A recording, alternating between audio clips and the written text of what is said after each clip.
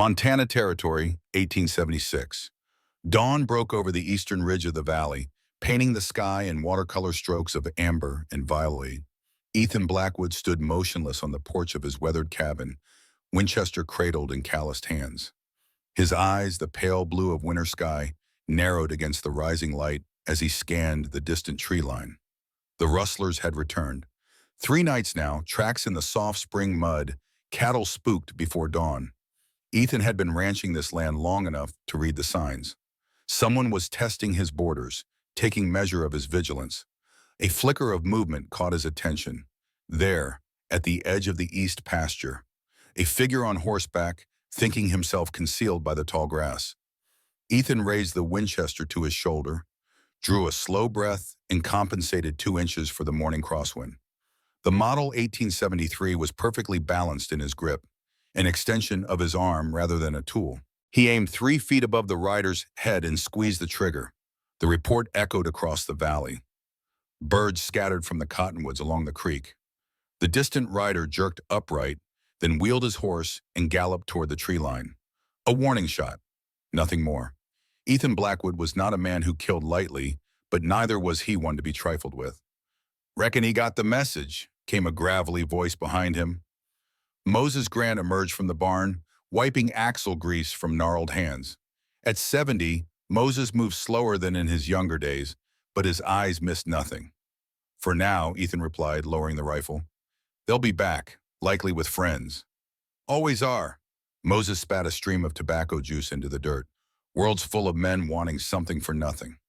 Ethan nodded, turning to survey his land in the strengthening light. The Blackwood Ranch spread across 200 acres of Montana territory, nestled in a fertile valley between pine-covered ridges. Not the largest spread in the territory, but good land. Land that men like Jackson Hardy would happily take, given half a chance. The thought of Hardy soured his stomach. The banker turned a land speculator, had been circling like a vulture since acquiring Ethan's loan notes from the bank in Helena. $1,200 due in 6 months. A fortune to a man who counted wealth in cattle and acres rather than dollars and cents. "Stage is due today," Moses remarked, watching Ethan's face carefully. "Still set on this mail order business?" Ethan's jaw tightened. "Nothing to discuss, Moses." "Plenty to discuss, just nothing you want to hear." The old man limped closer, voice dropping. "Rebecca's been gone 3 years now, Ethan. Nobody would fault you for seeking companionship the regular way, courting a local woman." The name hit Ethan like a physical blow.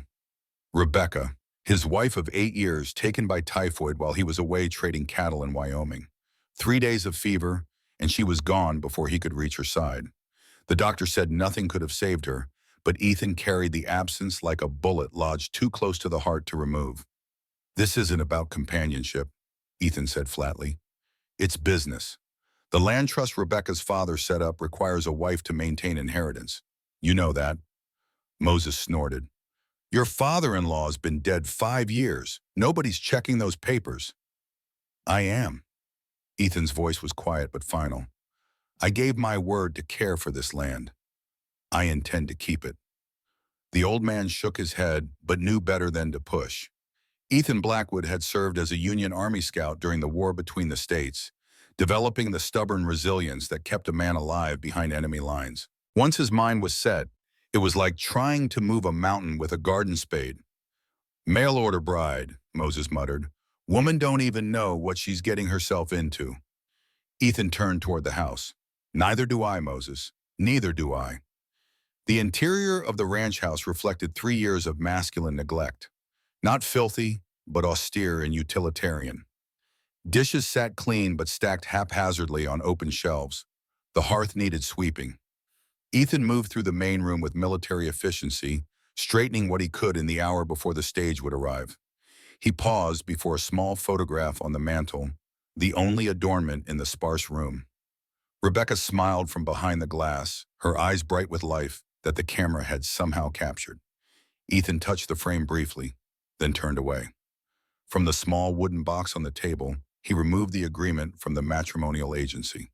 The paper was creased from repeated readings, the flowing script promising to deliver a suitable woman of good character and practical disposition in exchange for passage west.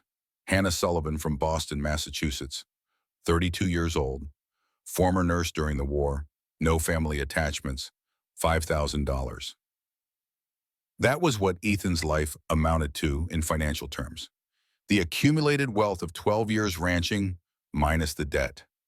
Not a sum to impress banking men like Hardy, but enough to make this land worth stealing through legal chicanery. The land itself, though, that was beyond price. The fertile bottomland along the creek, the timber-rich slopes, the high summer pasture, land that would increase tenfold in value once the Northern Pacific Railroad pushed through, land that Hardy and his investors coveted like gold. Ethan checked his pocket watch. 7:30. The stage from Helena would be arriving soon. He straightened his collar in the small mirror, noting the gray beginning to thread through his dark hair at the temples.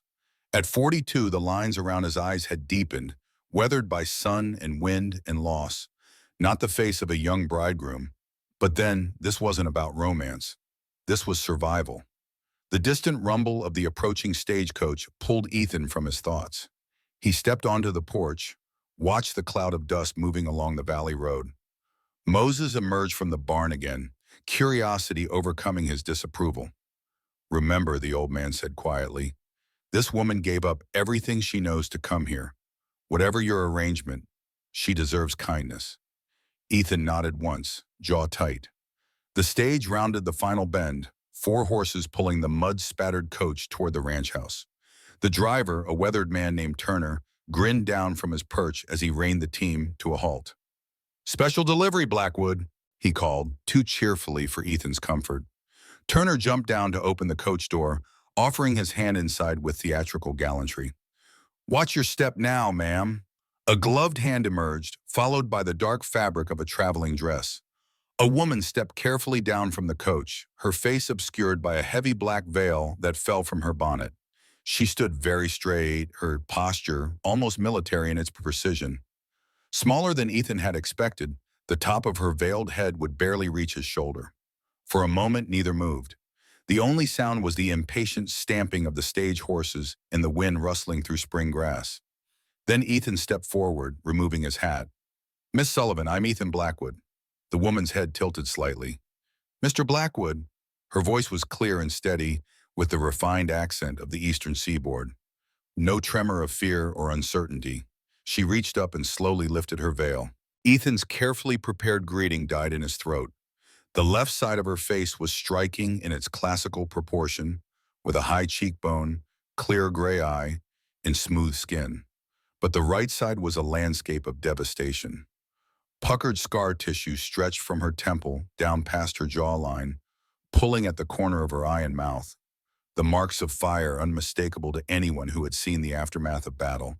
Ethan froze, aware of Moses and the stage driver watching, aware of his own failure to mask his shock. Something in the woman's expression hardened, a shield rising behind her eyes. "The agency didn't inform you," she said flatly. It wasn't a question. Ethan found his voice. "No, they did not." She nodded once, as if confirming a long-held suspicion. "I understand if you wish to void our arrangement. I can return on the next eastbound stage." Her dignity cut through Ethan's shock. She stood unflinching in the Montana sunlight, offering him an easy escape from their agreement. No pleading, no excuses. Just a woman who had clearly faced rejection before and was prepared to face it again. In his mind, Ethan heard Rebecca's voice, clear as the day she'd spoken the words. "A man's true nature shows itself when faced with something he fears." The stage driver spat into the dust. "Better decide quick, Blackwood. I got a schedule to keep." Hannah Sullivan continued to meet his gaze steadily, waiting for his judgment with a stoicism that spoke of long practice. "The agreement stands," Ethan said finally, his voice rougher than intended. "Welcome to Blackwood Ranch, Miss Sullivan." Something flickered across her face. Surprise, perhaps, or relief quickly masked. "Thank you." Turner snorted and moved to retrieve her trunk from the coach. "Good luck to you both," he said with poorly concealed skepticism. "You'll need it out here." Hannah turned to watch him manhandle the small trunk to the ground. "I can manage my own belongings, Mr. Turner," she said coolly, moving to take the handle. "As you wish, ma'am." The driver tipped his hat with exaggerated courtesy and climbed back onto his perch. "Afternoon, Blackwood." With a crack of his whip, the stage pulled away, leaving a settling cloud of dust. Ethan stepped forward. "Let me take your trunk." "That isn't necessary." Hannah gripped the handle firmly. "I insist." Ethan didn't wait for her response, lifting the trunk easily. It was surprisingly light for someone who had traveled across the country to start a new life. Everything she owned in the world, contained in a space smaller than a cattle feed box. Hannah stood a moment longer, then turned toward the house. Ethan followed, aware of Moses watching from near the barn, his expression unreadable. Inside, Hannah removed her bonnet, revealing dark hair pulled back in a severe knot at the nape of her neck. She surveyed the main room with a clinical gaze, taking inventory of her new surroundings. Ethan suddenly saw the house through her eyes. The sparse furnishings, the functional bareness, the absence of feminine touches. "The bedroom is upstairs," he began awkwardly. "I can show you." "Is there a smaller room?" she interrupted. "Perhaps for household help?" Ethan frowned. "There's a room off the kitchen. It was meant for a housekeeper, but that will be suitable." Hannah moved toward the kitchen, her movements efficient and purposeful. She found the door to the small room without direction, opening it to reveal a plain space with a narrow bed, small dresser, and window overlooking the kitchen garden. Ethan followed, confusion overriding his earlier discomfort. "This isn't appropriate. As my wife, you should take the main bedroom." Hannah turned to face him fully, and Ethan realized this was the first time she had done so since arriving. Standing in the doorway of the small room, she drew herself up to her full height. "Mr. Blackwood, let's be clear about the nature of our arrangement. I am here to work, to maintain your household, and to fulfill the legal requirements of your land trust. I have no illusions about romance or conventional marriage. This room will serve my needs adequately." Her directness caught him off guard. The matrimonial agency had promised a practical disposition, but he hadn't expected such forthrightness. It was both unsettling and oddly refreshing after years of dancing around painful subjects with neighbors and acquaintances. "As you wish," he conceded, setting her trunk inside the room. "But the offer remains open, should you change your mind." Something that might have been amusement flickered in her gray eyes. "Noted, Mr. Blackwood." A moment of awkward silence stretched between them. "I'll leave you to settle in," Ethan said finally. "Supper is at 6. Hannah nodded, already turning her attention to unpacking.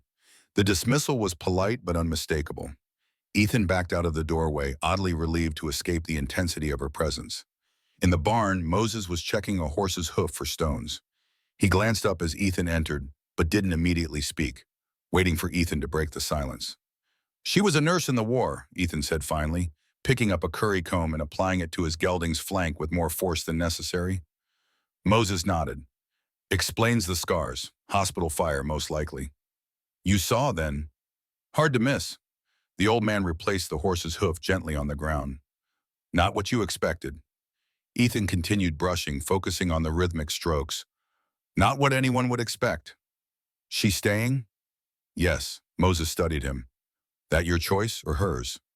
Ethan paused, remembering Hannah's quiet dignity as she offered to leave. "Both, I suppose." The old man nodded, satisfied. "Good woman knows her own mind. Might be exactly what this place needs." He spat tobacco juice into the straw. "Better than some delicate eastern flower who'd wilt at the first Montana winter." Ethan had no response to that. Hannah Sullivan was certainly no delicate flower. There was steel in her spine and ice in her voice. But behind that composed exterior, he had glimpsed something else. Vulnerability carefully guarded. A woman who had learned the hard way to expect the worst from others. By evening, Ethan returned from checking fence lines to find the house transformed. The floors were swept, dishes organized, surfaces dusted.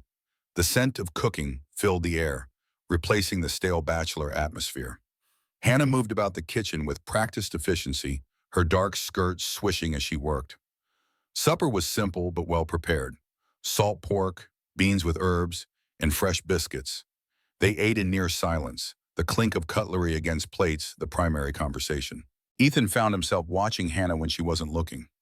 She ate neatly, with the precise movements that seemed to characterize everything she did. Finally, seeking to break the oppressive quiet, Ethan cleared his throat.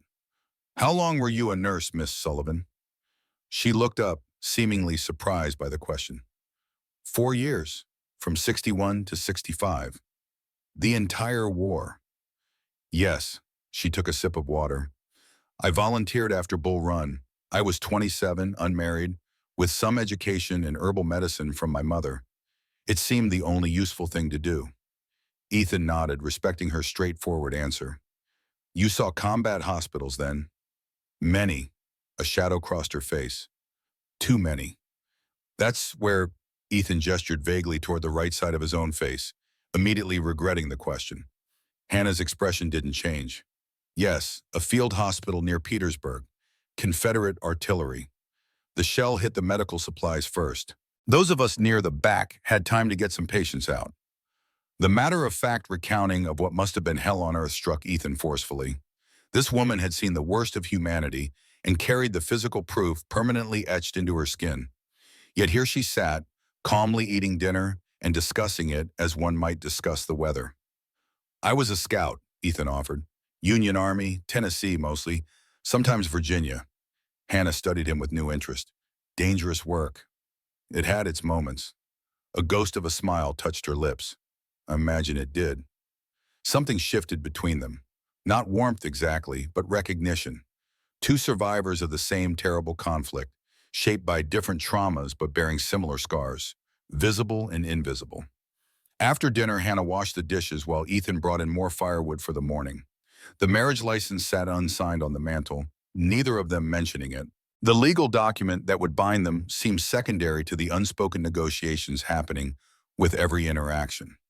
Night fell over the ranch, stars emerging in the vast Montana sky. Ethan sat on the porch, whittling a piece of pine wood, as was his evening habit. The repetitive motion cleared his mind, allowed him to process the day's events. Inside, he could hear Hannah moving about, the quiet domestic sounds, both foreign and vaguely comforting after years of silence. The next morning dawned clear and cool. Ethan rose before sunrise, his body conditioned to the rhythms of ranch life. To his surprise, Hannah was already awake, coffee brewing on the stove. She wore a practical dark dress with her hair neatly pinned, looking as if she had been part of the household for years rather than hours. Good morning, Mr. Blackwood. She handed him a cup of coffee, strong and hot, just as he preferred it. Thank you. He accepted the cup, noticing that she had organized his papers on the table, stacking them neatly without disturbing their order. Observant, then. I've taken inventory of the kitchen supplies, she said, all business. You're low on flour and salt. The root cellar needs better organization before summer, and the chicken coop should be repaired before acquiring new layers. Ethan blinked at the assessment. You've been busy. I rise early, always have. She poured her own coffee. I also noticed your work shirt has a tear in the right sleeve. I can mend it today if you have another to wear. The domestic efficiency was both impressive and slightly overwhelming. Ethan had grown accustomed to handling everything himself, making do with patched clothes and simple meals. Having someone else notice these details made him acutely aware of how Spartan his existence had become. The shirt can wait, he said, oddly discomfited. I need to check the north pasture today. We lost some fencing in the last storm. Hannah nodded. I'll focus on the house then. Will Mr. Grant be joining us for supper? Moses? Sometimes. He has his own cabin near the barn, but he eats here most days. Ethan hesitated. He's been with this land longer than I have. Came west with Rebecca's father after the Mexican War. It was the first time he had mentioned Rebecca by name. The word hung in the air between them, acknowledging the ghost that inhabited the ranch. Hannah's expression softened slightly. I'll plan for 3 then. Ethan nodded, finished his coffee, and escaped to the familiar routine of ranch work. Throughout the day, he found his thoughts returning to the house, to Hannah Sullivan and her scarred face and capable hands. She was nothing like what he had expected, nothing like Rebecca with her gentle humor and soft voice. Yet there was something compelling about her directness, her refusal to hide either her face or her nature. The week passed in a similar fashion. Hannah transformed the house methodically, room by room. Ethan would return from working the land to find another space reclaimed from dust and neglect. She cleaned with military precision, organized with pragmatic efficiency, and cooked simple but satisfying meals. They established a careful routine, orbiting each other with polite distance. The unsigned marriage license remained on the mantel, a silent acknowledgement of the temporary nature of their arrangement. Hannah never mentioned it, and Ethan found himself reluctant to press the issue. The legal necessity could wait. For now, they were testing boundaries, learning the landscape of coexistence. On the seventh day, Ethan announced they would travel to town the following morning for supplies. Hannah received this news with a slight stiffening of her shoulders, the only indication of discomfort. Is that necessary? We have adequate provisions for another week. The general store receives its shipment tomorrow. Best selection. Ethan studied her reaction. Unless you'd prefer not to go. Hannah met his gaze directly. It isn't a matter of preference, Mr. Blackwood. I'm simply being practical. But Ethan recognized the evasion for what it was. The people of Clearwater will meet you eventually, Miss Sullivan. Better to face them directly than give them reason to speculate. A shadow passed over her face, darkening her eyes. Yes, speculation does tend to be worse than reality. She turned away, busying herself with the dishes. Very well, tomorrow then. That evening, Ethan found his black Sunday coat laid out on his bed, brushed clean of dust, the buttons polished. A small gesture, but it struck him forcefully. How long had it been since anyone had thought to prepare his clothes? Since anyone had cared about such details in his life? The simple domestic act carried a weight beyond its practical value. Morning brought overcast skies and the threat of rain. Hannah appeared dressed for town in a severe black dress and the same veiled bonnet she had worn upon arrival. The sight of the veil twisted something in Ethan's chest. She was armoring herself, preparing for battle rather than a simple trip to town. They rode in the wagon in silence, the rhythmic creak of wheels and clop of hooves the only conversation. As they crested the final hill, the town of Clearwater came into view in the valley below. A single main street lined with false-fronted buildings, a white church steeple, the cluster of activity that constituted the Saturday market. A typical Montana settlement, growing steadily with the promise of the approaching railroad. Hannah's posture became increasingly rigid as they approached. Ethan glanced at her gloved hands, noticing how tightly they gripped her reticule. Her knuckles would be white beneath the fabric. Clearwater's not much, he offered. General store, bank, saloon, a doctor who's more skilled with horses than people. The usual. Hannah nodded once, the veil hiding her expression. I've seen small towns before, Mr. Blackwood. The people here can be curious about newcomers. People everywhere are curious about those who are different. Her voice was cool. I've had considerable experience with curiosity. Ethan fell silent, recognizing the futility of reassurance. Hannah Sullivan knew exactly what to expect. She had faced it before, would face it again. His words would change nothing. They pulled up outside the general store, already busy with Saturday shoppers. Ethan helped Hannah down from the wagon, aware of heads turning, conversations pausing, as townsfolk noticed the veiled woman. News of Blackwood's mail-order bride had clearly spread. Before they could enter the store, a plump woman in an expensive dress intercepted them, her smile wide and artificial. Mr. Blackwood, what a pleasure to see you in town. Her eyes fixed on Hannah with poorly disguised curiosity. And this must be your new companion. Mrs. Palmer, this is Hannah Sullivan. Ethan kept his introduction deliberately vague, unwilling to define Hannah's status to satisfy the minister's wife's nosiness. Miss Sullivan, how wonderful to meet you. Mrs. Palmer's voice dripped with exaggerated kindness. We've all been so concerned about poor Mr. Blackwood, alone in that big house these past years. Such a Christian act for you to come keep him company. Hannah's spine straightened imperceptibly. Thank you for your concern, Mrs. Palmer. Mr. Blackwood and I have business at the store. The polite dismissal seemed to catch Mrs. Palmer off guard. She stepped aside, watching as they entered the general store. Inside, the same pattern repeated. Conversations hushed as they entered, eyes following Hannah's veiled figure, speculative whispers barely masked by the pretense of shopping. Hannah selected items with quiet efficiency: flour, coffee, salt, a bolt of sturdy cotton.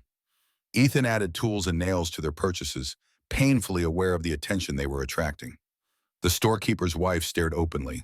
Two young women giggled behind a display of fabric bolts, their eyes darting repeatedly toward Hannah. As Ethan paid for their goods, he felt heat rising in his collar. Not embarrassment for Hannah, but anger at the townspeople, at their petty curiosity and poorly concealed judgment. And beneath the anger, shame at his own initial reaction to her scarred face. Had he looked at her with the same shocked pity that now filled the store? Outside, they loaded supplies into the wagon. Ethan was securing the last sack when a tall figure blocked the sunlight. Jackson Hardy stood before them, impeccably dressed as always, his silver watch chain gleaming across his vest. Behind him stood two associates, men who did Hardy's less reputable work. Blackwood, Hardy nodded with false cordiality. Making preparations for improvements to the ranch? His smile didn't reach his eyes. Seems a shame to invest in land you'll be leaving so soon. Ethan's hands stilled on the rope. My plans haven't changed, Hardy. No, $1,200 is a substantial sum for a small cattle operation, especially with beef prices falling. Hardy turned his attention to Hannah. And you must be the mail-order bride I've heard about. He tipped his hat with exaggerated courtesy. Jackson Hardy, ma'am, Clearwater Bank and Land Investment. Welcome to our little community. Hannah inclined her head slightly, but remained silent behind her veil. Hardy's smile turned predatory. I must say, Blackwood, I admire your charitable spirit. Not many men would take on such a commitment under your financial circumstances. The implication hung in the air, ugly and deliberate. Ethan felt his fists clench, the familiar heat of anger spreading through his chest. Hardy was baiting him, hoping for a reaction that would damage his reputation further. Before Ethan could respond, Hannah moved forward, reaching for a heavy sack of flour still on the boardwalk. Without a word, she lifted it and carried it to the wagon herself, her movements deliberate and dignified. The physical strength required for the task surprised the onlookers, contradicting the image of frailty her veiled appearance might have suggested. She turned to face Hardy, her voice carrying clearly in the sudden silence. Mr. Hardy, I understand you acquired Mr. Blackwood's loan under questionable circumstances. I wonder if the Territorial Banking Commission would find your methods as admirable as you find my husband's charity. Hardy's face darkened. You should educate your bride on the dangers of slander, Blackwood. And you should remember that I served with Judge Wilson during the war, Ethan replied evenly. He has a particular dislike for financial manipulation. The banker's smile vanished entirely. 6 months, Blackwood.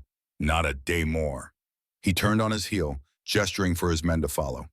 Hannah climbed onto the wagon without assistance. Ethan joined her, taking up the reins in silence. As they pulled away from Clearwater, he could feel the tension radiating from her rigid posture. I apologize for Hardy, he said finally as the town disappeared behind them. He's been trying to acquire land along the expected railroad route. Men like him exist everywhere. Hannah's voice was tight. Using legal means for theft because they lack the courage for honest robbery. The assessment was so accurate that Ethan nearly smiled despite the lingering anger. You handled yourself well back there. I've had practice. She turned her head away, looking out at the passing landscape. Your townspeople are exactly what I expected, Mr. Blackwood. No better, no worse. The hurt beneath her pragmatic tone was unmistakable. Ethan wanted to offer some defense of Clearwater, some reassurance that things would improve, but the words would ring hollow. Instead, they completed the journey in silence, each lost in private thoughts. That evening, Ethan sat at his kitchen table, the marriage license before him. The encounter in town had clarified something he had been avoiding. Hannah Sullivan had kept her part of their arrangement, bringing order to his home and presenting herself as his wife to the community. Yet he had left her vulnerable, legally unprotected. The unsigned document was a constant reminder of the tentative nature of their situation. He took up the pen and signed his name with the decisive strokes of a man accustomed to honoring contracts. Ethan James Blackwood, a commitment made in ink rather than emotion, but binding nonetheless. Hannah emerged from her room, wrapped in a shawl against the evening chill. She paused when she saw the document on the table, saw his signature bold and black against the paper. Why now? Her voice was barely audible. Ethan looked up at her, noticing how the lamplight caught the unmarred side of her face, revealing a beauty that might have been in another lifetime. Because I made a promise, I keep my promises. She studied him for a long moment, as if searching for some hidden motive. Then she sat down across from him and picked up the pen, her hand steady as she signed, Hannah Sullivan Blackwood. The contract became covenant. Neither knew exactly what kind. March wind rattled the windows that night, forewarning of the spring storm that would soon sweep across the valley. In her small room, Hannah removed the pins from her hair, letting the dark waves fall around her shoulders.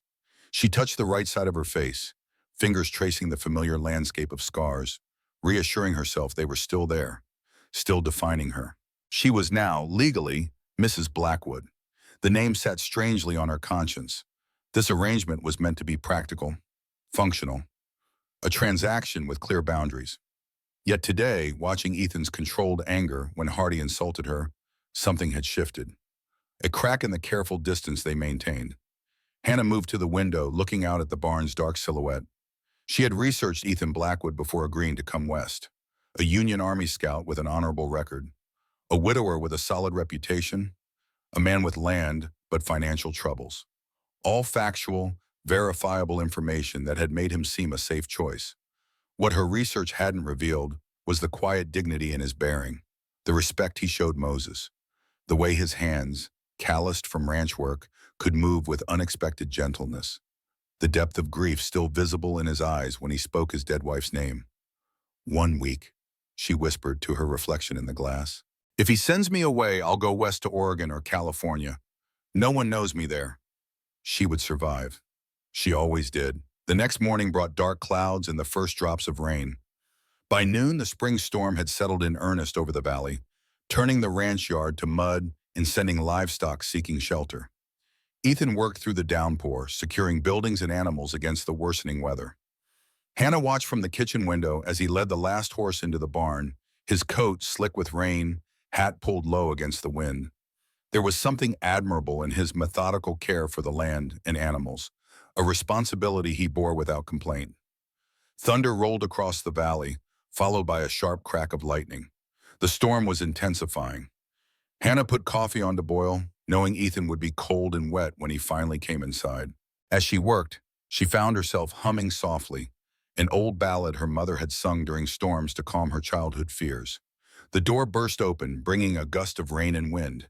Ethan stood in the doorway, water streaming from his oilskin coat. "Storm's turning bad," he announced, removing his dripping hat. "Creek's rising fast.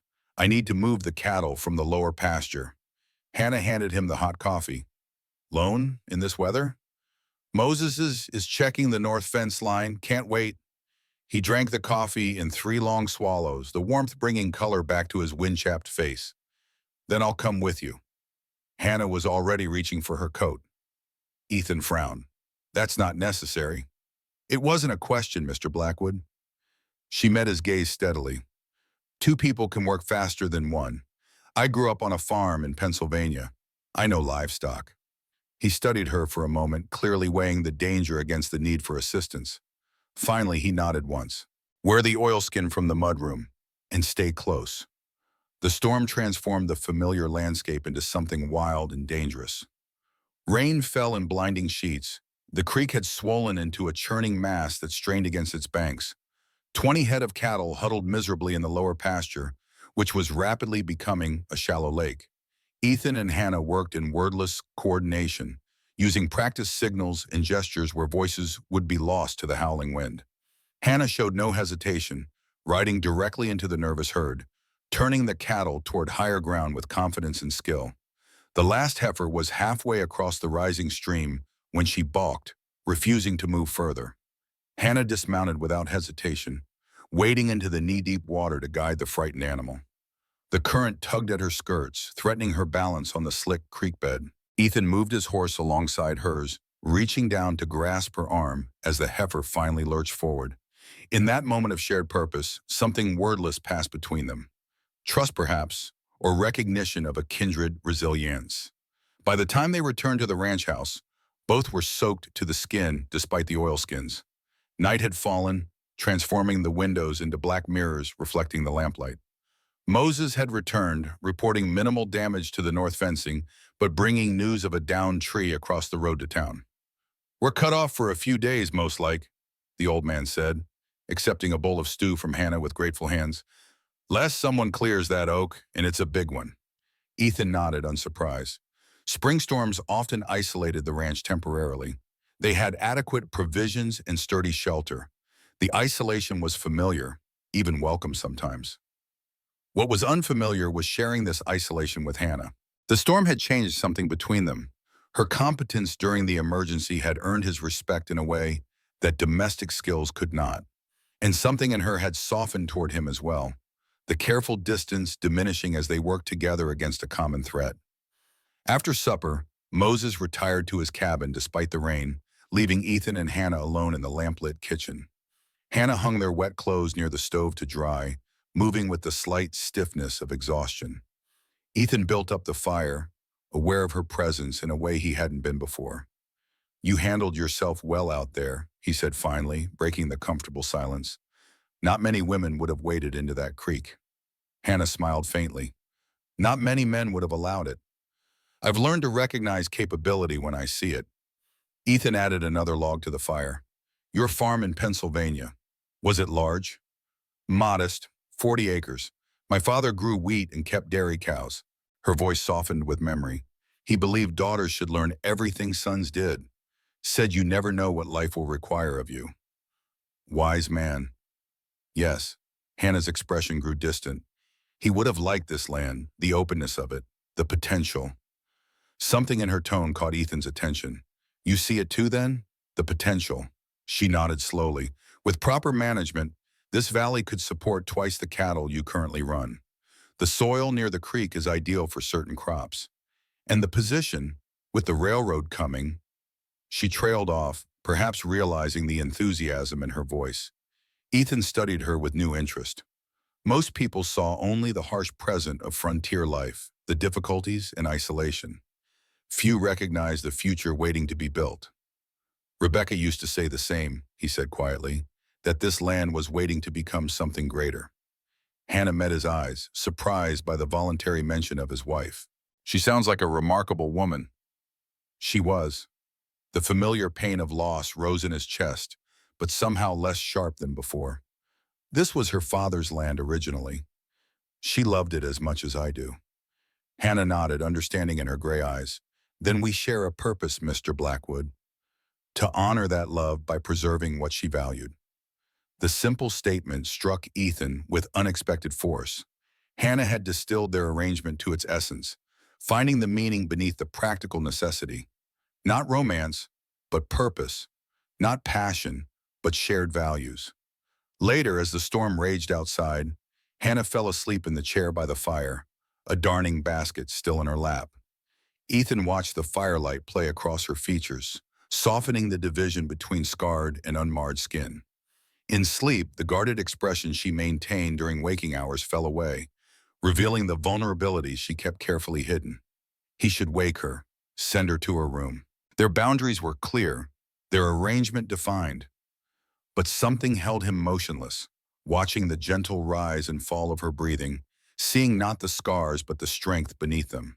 A woman who had faced fire, who had lost as he had lost, who understood the value of this land because she recognized what it could become. Moving carefully, Ethan lifted her from the chair. She was lighter than expected, her head resting against his shoulder as he carried her to her room. The intimacy of the moment caught in his throat, a breach of the careful distance they had maintained. Yet it felt right, this small act of care. He laid her gently on the narrow bed, drawing the quilt over her still form. Hannah murmured something unintelligible, turning her face into the pillow without waking. Ethan stood in the doorway, watching her for a moment longer. The storm had changed things between them in ways he couldn't yet define. The careful transaction they had agreed upon was becoming something more complex, more dangerous to his carefully guarded heart. As he turned away, closing her door softly behind him, Ethan acknowledged the truth he had been avoiding since her arrival. Hannah Sullivan Blackwood was not a temporary solution to a legal problem. She was becoming essential to his vision of the future, to the land, and perhaps, if he dared admit it, to himself. Outside, the storm continued its assault on the Montana night, but inside the ranch house, something new had taken root. Not love, not yet, but possibility. And for now, that was enough. April bloomed across Montana territory, painting the valley in vivid greens and wildflower hues. The storm had passed, leaving behind rushing streams and renewed life. Blackwood Ranch emerged from winter's grip, transformed by spring's promise and Hannah Sullivan's methodical hand. Ethan stood at the edge of the newly plowed garden plot, watching Hannah work the rich soil. She moved with steady purpose, her dark skirts pinned up practically, strong hands guiding the hoe with practiced efficiency. A few tendrils of hair had escaped her usual severe knot, curling damply against her neck in the morning warmth. "You've chosen good ground," Ethan observed, stepping closer to examine her work. "This soil holds moisture better than the western slope." Hannah nodded without looking up. "The drainage is superior here, and it catches morning sun while providing afternoon shade from that cottonwood." She paused, wiping her brow with her sleeve. "My father always said location matters more than effort when it comes to growing." "Smart man." Ethan knelt, taking a handful of the dark earth, letting it sift through his fingers. "What are you planning to plant? Potatoes, beans, carrots, staples first." Hannah's expression softened slightly. "In a small herb garden for medicinals. Yarrow for wounds, echinacea for infection, willow bark for pain." Ethan's eyebrows rose. "You know herbs that well?" Formal medicine was often in short supply during the war. Her voice took on the matter-of-fact tone she used when discussing difficult subjects. "We learned to use what nature provided. Sometimes it worked better than the doctor's remedies." Ethan nodded, impressed despite himself. He had encountered battlefield surgeons whose knowledge extended no further than amputation and morphine. "Show me what you need for the herb section. I can build raised beds with better soil." Something like surprise flickered across Hannah's face. "That would be helpful. Thank you." The simple exchange felt significant somehow, an acknowledgement of permanence, of building something to last beyond the season. Ethan found himself unexpectedly pleased by her acceptance of his assistance. In the 2 weeks since the storm, their careful orbits had begun to overlap more frequently, collaboration replacing mere coexistence. Moses approached from the barn, his uneven gait recognizable even at a distance. "Riders coming," he called, pointing toward the valley entrance. "3 of them, moving slow." Ethan straightened, hand instinctively checking for the knife at his belt. "Stay here," he told Hannah, striding toward the house where his Winchester waited above the door. Hannah ignored the instruction, following him to the porch. Who would it be? Could be anything. Travelers seeking shelter. Neighbors. Ethan's jaw tightened. Or Hardy's men. They watched as the riders emerged from the tree line and made their way up the valley road. As they drew closer, Ethan's shoulders relaxed marginally. "The Prescott boys," he said, recognizing the lead rider, "from the next valley over." Hannah retreated slightly, her hand rising unconsciously to touch the right side of her face. Ethan noticed the gesture, understanding its meaning without comment. New people meant new reactions to navigate, new judgments to endure. The Prescott brothers reined their horses to a stop before the house. James, the eldest, raised a hand in greeting. "Blackwood, good to see you." "Prescott." Ethan descended the porch steps. "What brings you this way?" James dismounted, dusting trail dirt from his clothes. "Cattle business. Got a proposition for you." His eyes drifted past Ethan to Hannah, standing half-shadowed in the doorway. Surprise registered briefly on his weathered face, but to his credit, he masked it quickly. "Ma'am," he nodded respectfully. Ethan turned slightly. "Hannah, this is James Prescott and his brothers, Thomas and Daniel. They run cattle 3 valleys east." He hesitated briefly. "James, this is my wife, Hannah Blackwood." The formal introduction, the first time Ethan had used her married name in public, hung in the air. Hannah stepped forward into the sunlight, her chin lifted slightly in the subtle defiance Ethan had come to recognize. "Mr. Prescott," she acknowledged, "you've had a long ride. Would you care for coffee?" James removed his hat. "Much obliged, Mrs. Blackwood." The domestic routine that followed felt strangely normal. Hannah prepared coffee while the men settled at the kitchen table. Moses joined them, greeting the Prescotts with the familiarity of long acquaintance. The conversation turned to the spring calving, grass conditions, and the usual concerns of ranchers emerging from winter. "Heard about your trouble with Hardy," James said finally, setting down his cup. "Man's been buying up every debt he can find, foreclosing fast as courts will allow." Ethan nodded grimly. 1,200 due in September. He's counting on me not having it. That's why we're here. James leaned forward. Railroad surveyors came through last month. Line's definite now, coming through Clearwater by year's end. We knew that was likely. What you might not know is they're setting up a shipping yard. Need cattle to feed the workers. James smiled slightly. Army's also looking for beef contracts. Price is climbing. Thomas, the younger brother, spoke up. We got an offer for 30 head, but they want 50. Thought maybe you'd want in. 20 of yours, 30 of ours, split the profits. Ethan calculated quickly. At current prices, his share would be nearly $400, a significant step toward paying Hardy, but nowhere near enough. It's a good offer, he said carefully, but 20 head would leave me thin through summer. We thought of that too, James replied. Daniel here has been working on a new grazing rotation. Shows promise for increasing weight without overgrazing. Figured you might be interested in trying it. The conversation shifted to grazing techniques, breeding plans, and market projections. Through it all, Hannah moved quietly around the kitchen, serving coffee and eventually a simple lunch of bread and cold meat. But Ethan noticed she was listening intently, her expression thoughtful as the men discussed cattle yields and grazing methods. Later, when the Prescotts prepared to leave, Hannah approached James directly. Mr. Prescott, before you go, might I ask about your cheese production? The rancher looked surprised. Ma'am? I noticed your brother mentioned dairy cows at your home place. Are you producing cheese commercially or just for household use? James scratched his beard. Just household, ma'am. My sister-in-law makes a decent cheddar, but nothing fancy. Hannah nodded. The railroad workers you mentioned, they'll need more than just beef. Dairy products would fetch good prices, especially hard cheeses that travel well. The Prescott brothers exchanged glances. Never thought about that, James admitted. It's worth considering. Hannah's voice grew more confident. One good milk cow can produce enough for several pounds of cheese weekly with minimal investment. The process of making cheddar cheese begins right after milking, Hannah explained, her hands drawing on the table as if illustrating. The milk must be cultured with cheese starter at the exact right temperature. Too hot will kill the culture, too cold will slow the process. My grandfather always checked with his elbow. When it felt as warm as a baby's skin, that was the perfect temperature. Ethan listened, surprised by her in-depth knowledge. After curdling, the curd mass needs to be cut into small blocks to separate the whey, she continued, then pressed and stacked, turning them consistently every 15 minutes. This is the most crucial step. The cheddaring process creates the distinctive texture. I had no idea cheese making was so complex, Ethan admitted. Hannah smiled. That's only the beginning.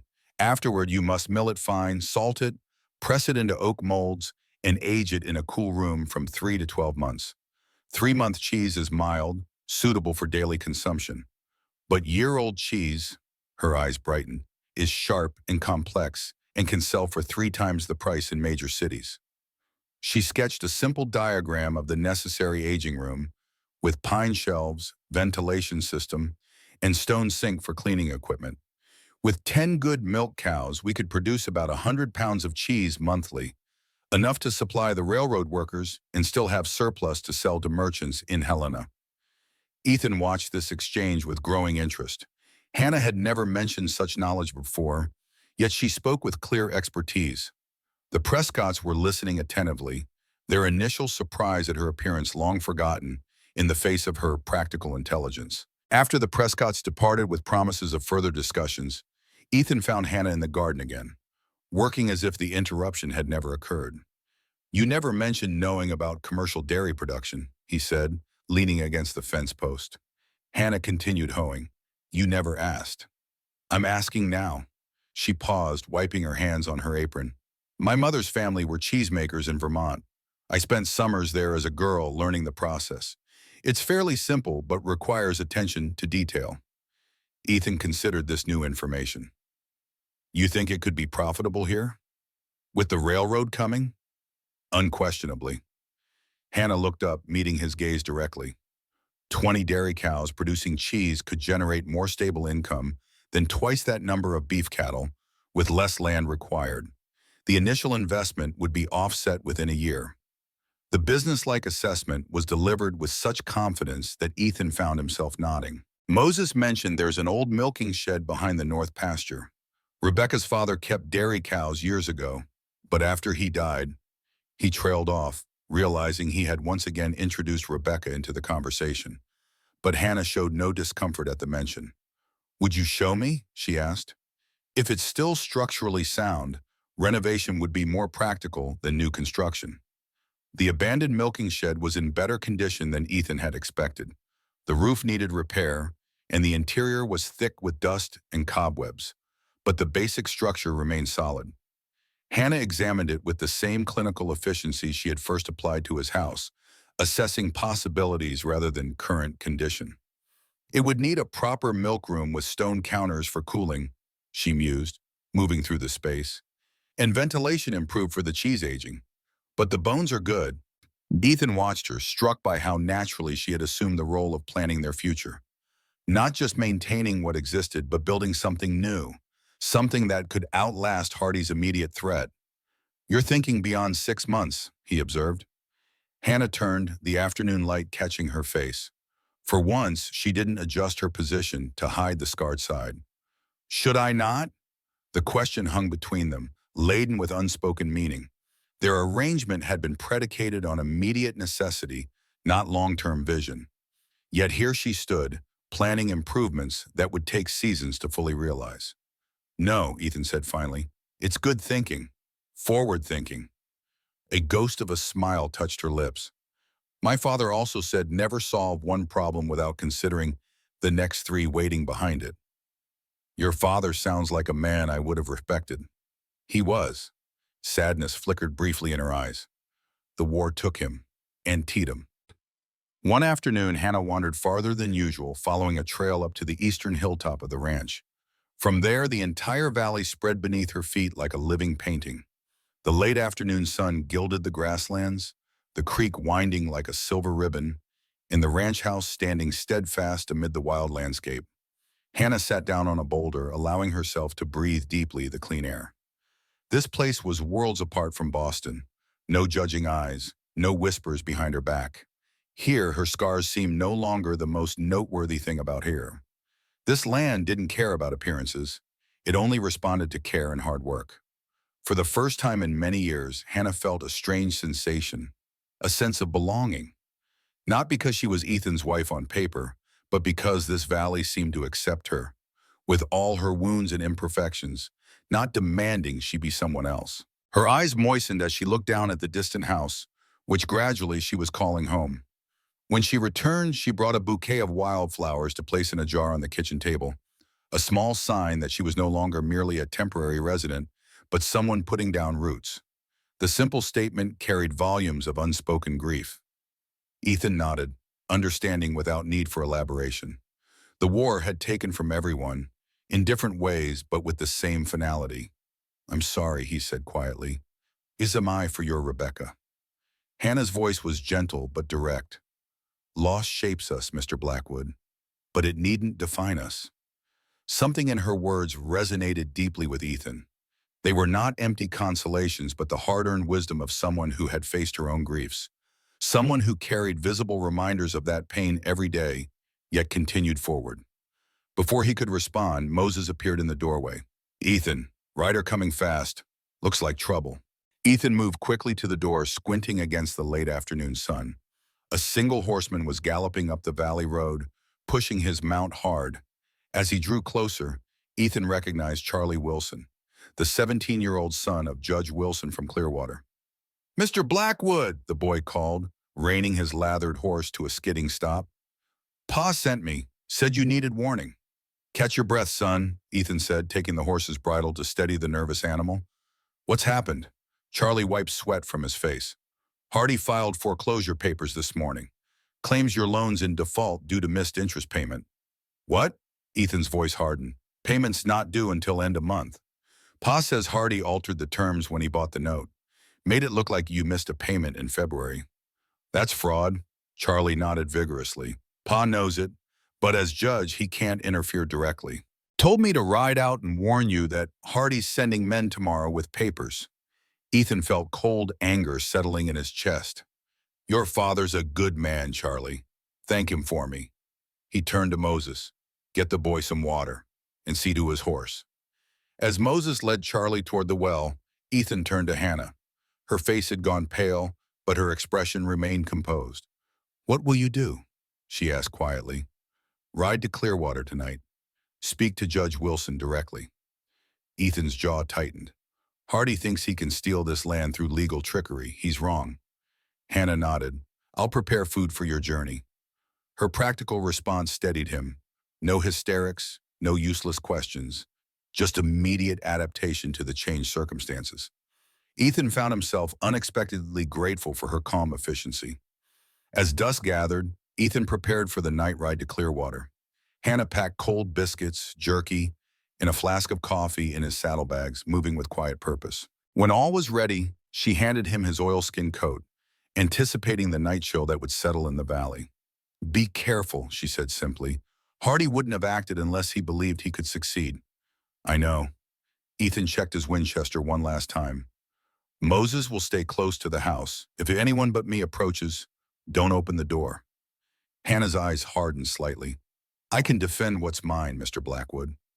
The possessive pronoun caught Ethan's attention, but there was no time to examine it. With a final nod, he mounted his horse and rode into the gathering darkness. The 12 miles to Clearwater stretched longer at night. Ethan pushed his horse as fast as he dared on the uneven trail, guided by moonlight and intimate knowledge of the land.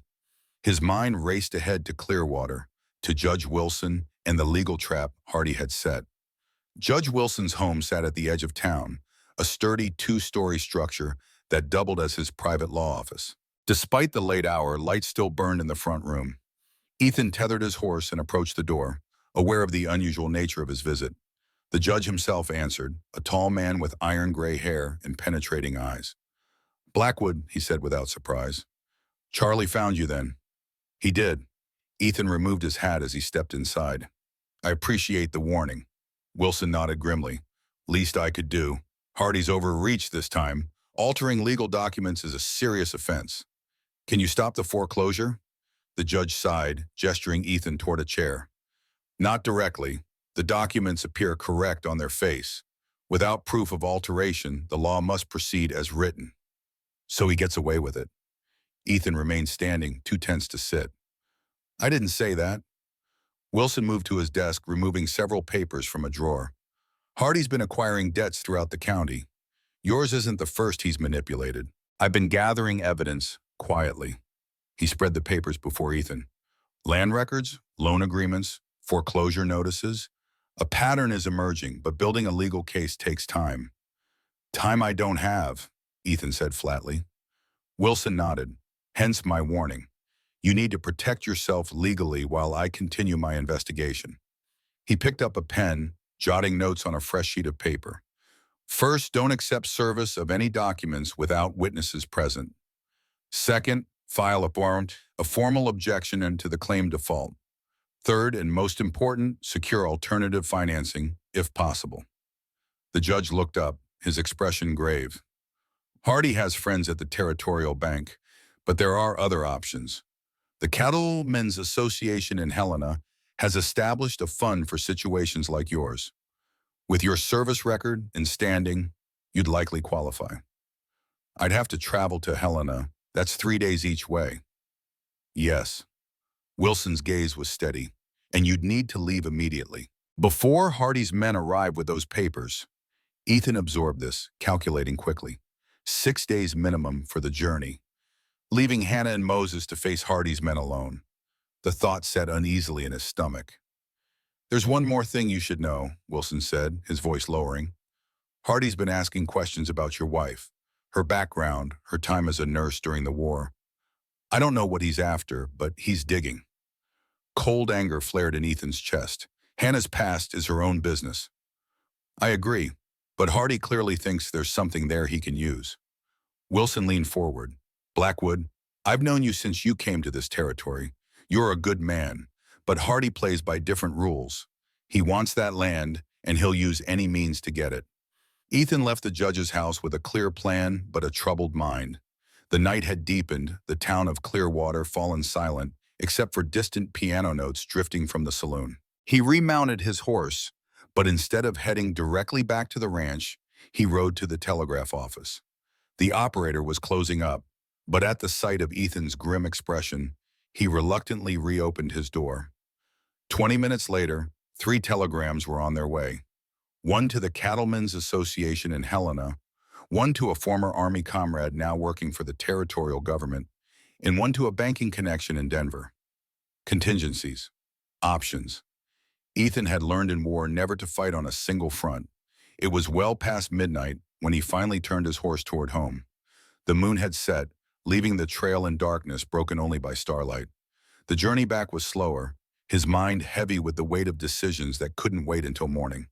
Hannah was waiting on the porch when he arrived, a rifle balanced across her lap, her figure a pale silhouette against the darker house.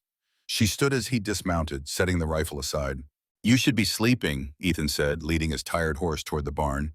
"As should you." Hannah fell into step beside him. "What did Judge Wilson say?" Ethan briefed her as they walked, outlining Wilson's advice and his own plans.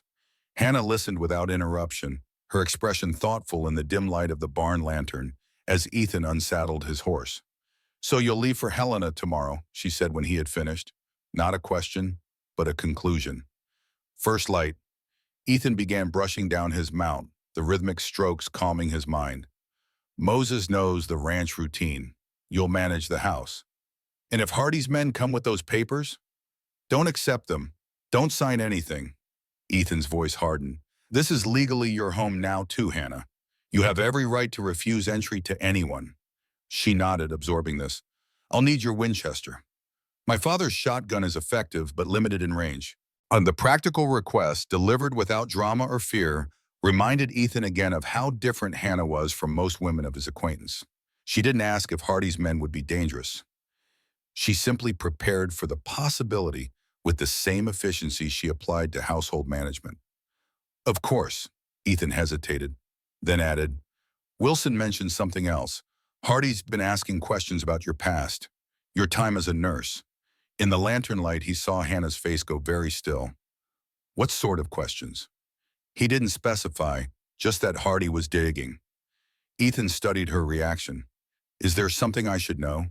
Something Hardy might try to use?" Hannah's gaze dropped to her hands, which had tightened into fists at her sides. For a long moment she was silent, and Ethan thought she might refuse to answer. Then she looked up, her expression carefully controlled. "During the war at Petersburg, when the shell hit the hospital," she paused, drawing a deep breath, "I made a choice. The medical supplies were burning. Patients were trapped. I could reach some, not all." Ethan waited, sensing the weight of what was coming. "I saved a colonel first. He was nearest, yes, but also highest ranking." Her voice had gone flat, clinical. "3 enlisted men died while I was getting him out. Men who might have lived if I'd reached them first." Understanding dawned. "You blame yourself." The Army investigated, ruled it proper triage under battlefield conditions. Hannah's laugh held no humor. Very official language for leaving men to burn while saving an officer. "You couldn't save everyone." "No, but my choice of who to save first." She met his eyes directly. "The colonel was conscious. The enlisted men were sedated after surgeries. I rationalized that he could help with evacuations once freed. But the truth is, I saw the insignia on his uniform and made a calculation." The confession hung in the air between them. Ethan recognized the burden she carried, understood its weight. In war, men made such choices constantly. Who to save, who to leave, who to shoot, who to spare. The moral mathematics of survival rarely balanced neatly. "There was a witness," Hannah continued, "a chaplain who questioned my decision afterward. He was quite vocal about it, wrote letters to his superiors. Nothing came of the official inquiry, but the accusations followed me. It's why I left nursing after the war." Ethan considered this information carefully. "If Hardy knows this story, he could use it to damage my reputation. And yours by association." Hannah's voice was steady again. "In a small community like Clearwater, such accusations could be powerful." Ethan set down the brush, turning to face her fully. "Hannah, every soldier who survived that war lives with choices made in moments of terror. choices that seem clear in the moment and haunt us after. He stepped closer. I don't judge you for saving who you could, and I won't let Hardy use your past against you. Something in her expression softened slightly. Thank you for that, but Hardy will use whatever weapons he can find. Then we'll be ready. Ethan surprised himself with the fierceness of his response. This is our home, our land. We'll defend it together. The plural pronouns felt natural now, no longer a legal fiction, but a statement of shared purpose. Hannah nodded once, her shoulders straightening almost imperceptibly. Get some rest, she said. You have a long journey tomorrow. Ethan watched her walk back to the house, her straight back and measured steps revealing nothing of the vulnerability she had just shown him. In the few weeks since her arrival, Hannah Sullivan Blackwood had become a fortress unto herself, protecting her wounds behind walls of efficiency and practicality. Yet tonight she had lowered those walls enough to share her darkest memory. The trust implicit in that act was not lost on him. Dawn found Ethan already prepared for travel, his saddlebags packed with provisions for the journey to Helena.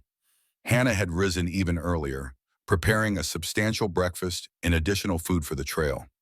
They ate quickly, the kitchen filled with the practical discussion of ranch matters that would require attention during his absence. Moses will check the north pasture fence today, Ethan said, folding a map and tucking it into his shirt pocket. The new calves need watching. 2 are still weak. Hannah nodded. I've prepared willow bark tea for the bay mare. Her leg is healing, but the inflammation persists. The domesticity of the exchange struck Ethan suddenly. The easy sharing of responsibilities. The assumption of continuity. In just weeks, they had developed the rhythms of a long-established partnership. Moses joined them as Ethan prepared to mount up, bringing last-minute reports on overnight developments. No sign of Hardy's men yet, but the old man had spotted unknown riders near the valley entrance the previous evening. Keep the shotgun loaded, Ethan told him quietly, adjusting his saddle cinch, and watch the south approach. They'll likely come that way, following the creek. Moses nodded grimly. We'll manage. You just get that loan secured. Hannah stood on the porch, watching these preparations with composed stillness. When Ethan approached to say his final goodbye, she handed him a small leather pouch. Willow bark for pain, echinacea for infection, comfrey for wounds, she said matter-of-factly. The brewing instructions are inside. Mountain travel can be unpredictable. The practical gift, so characteristic of Hannah's thoughtfulness, caught Ethan off guard. Thank you, he said, tucking the pouch into his saddlebag. Then, acting on impulse, he reached for her hand. I'll return as quickly as possible. Hannah's fingers tightened briefly around his. We'll be here. The simple promise carried more weight than elaborate reassurances might have. Ethan mounted his horse, tipped his hat once to Hannah and Moses, and rode toward the valley entrance. He did not look back, but he carried the image of Hannah standing straight-backed on the porch, facing whatever might come with quiet determination. The journey to Helena followed familiar trails through increasingly mountainous terrain. Ethan pushed himself and his horse as hard as safety allowed, stopping only when absolutely necessary. The spring weather held, the trails mostly dry, allowing good progress. On the evening of the second day, camping beneath towering pines, Ethan found himself thinking of Hannah more than the legal battle awaiting him in Helena. How would she handle Hardy's men if they came? Would she stand her ground or seek to diffuse the situation diplomatically? The woman he had first met would likely have chosen cool reserve and strategic retreat. But the woman who had waded into a flooding creek to save a frightened heifer, who had faced down townspeople's stares and Hardy's insinuations, that woman might surprise everyone. The thought brought an unexpected smile to his face. Hannah Sullivan Blackwood was not a woman easily categorized or predicted. Perhaps that was why she had begun to occupy his thoughts with increasing frequency. Helena appeared on the horizon late on the third day, its buildings clustered in the mountain valley like pieces on a chessboard. The territorial capital had grown substantially since Ethan's last visit, new construction evident along the main streets. The bustle of commerce and politics giving the town an energy Clearwater lacked. Ethan made his way directly to the Cattlemen's Association offices, a solid brick building near the courthouse. Inside, he found himself navigating the unfamiliar terrain of financial negotiation. The association representatives were cordial but cautious, reviewing his ranch assets, production records, and the complicated legal situation with Hardy. This foreclosure action appears irregular, said Henderson, the association's legal advisor, examining the papers Ethan had brought. Judge Wilson's concerns seem well-founded. However, our ability to intervene is limited by our charter. Meaning? Ethan asked, fatigue making his voice sharper than intended. Meaning we can offer a bridge loan of $500 secured by your spring calves, Henderson replied evenly. Not the full $1,200 you require, but perhaps enough to forestall immediate action while Judge Wilson builds his case. Ethan calculated quickly. $500 from the association, perhaps $400 from the cattle sale with the Prescotts, still $300 short, but closer than he had been yesterday. When can the funds be available? Tomorrow morning. The paperwork will take several hours to process. Henderson leaned forward. Mr. Blackwood, one more thing. This Jackson Hardy, he's become known to financial circles in Helena. His methods have raised concerns with the Territorial Banking Commission. There may be an investigation forthcoming. That won't help me if he takes my ranch next week. Henderson nodded soberly. Precisely why we're willing to extend the bridge loan despite the risks. Men like Hardy need to be checked before they acquire too much power. Ethan left the association offices with mixed emotions. The loan would help, but it wasn't the complete solution he had hoped for. He still needed to secure the remaining funds somehow. As night fell over Helena, Ethan made his way to the telegraph office, hoping for responses to his earlier messages. The clerk handed him 2 yellow slips. The first, from his Army comrade, offered sympathy but no concrete assistance. The second, from his banking contact in Denver, was more promising. Could arrange additional funds, stop, require personal meeting, Denver, stop arriving Clearwater next Wednesday, business trip stop. Ethan read the message twice. Wednesday was 5 days away, too long to wait if Hardy's men were already moving against the ranch. Yet the prospect of additional funding couldn't be ignored. He composed a reply. We'll meet Wednesday, Clearwater Hotel. Stop situation, urgent stop. With that sent, Ethan secured a room at a modest boarding house and fell into an exhausted sleep. Morning would bring the association funds, and with them, the beginning of his journey home. To the ranch, to Hannah. The third day of Ethan's absence dawned clear and cool at Blackwood Ranch. Hannah rose at first light, moving through the quiet house with practiced efficiency. The previous 2 days had passed without incident, but the sense of watchful waiting had grown heavier with each passing hour. She was feeding the chickens when Moses appeared from the direction of the creek, moving faster than his usual pace. Riders, he said without preamble. 4 of them, coming up the south trail. Hannah straightened, brushing feed from her apron. Hardy's men? Looks like. Moses's weathered face was grim.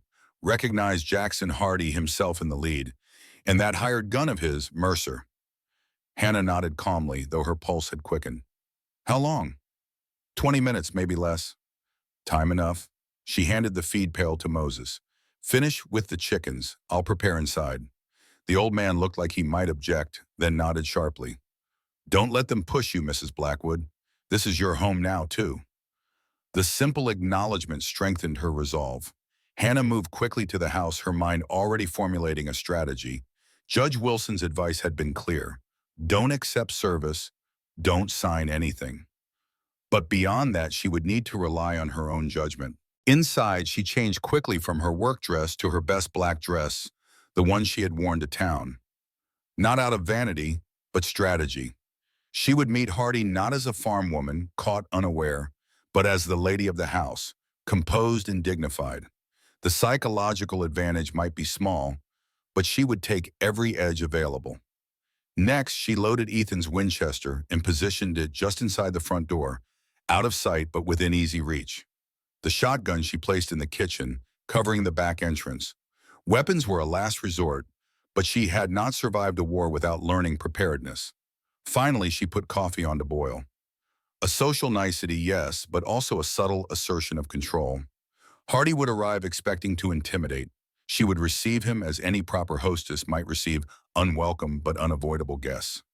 The sound of approaching horses reached her just as she was arranging cups on the kitchen table. Hannah took a deep breath, smoothed her dress, and moved to the front door. Standing on the porch, she watched as 4 riders approached the house. Jackson Hardy led the group, impeccably dressed despite the trail dust. Beside him rode a lean man with cold eyes whom Hannah assumed was Mercer. Behind them came two others, nondescript in the way of hired men everywhere. All four carried sidearms visible at their hips. Hardy reined his horse to a stop before the porch, false surprise registering on his face. "Mrs. Blackwood, I expected your husband to be present." "Mr. Hardy," Hannah acknowledged him with a slight nod. "Mr. Blackwood is away on business. I manage the ranch in his absence." Hardy dismounted, handing his reins to one of the men. "Most unfortunate, I have legal matters to discuss that require his immediate attention. Any communication for my husband can be left with me." Hannah remained on the porch, maintaining the higher ground both literally and figuratively. Hardy smiled thinly. "I'm afraid this is rather more complicated. A formal service of foreclosure documents requires direct contact with the property owner." "I am a property owner, Mr. Hardy." Hannah's voice remained level. "This ranch belongs to both Mr. Blackwood and myself under Montana territory law." The banker's expression flickered briefly. He hadn't expected legal knowledge from a woman, particularly one he had dismissed as a disfigured mail-order bride.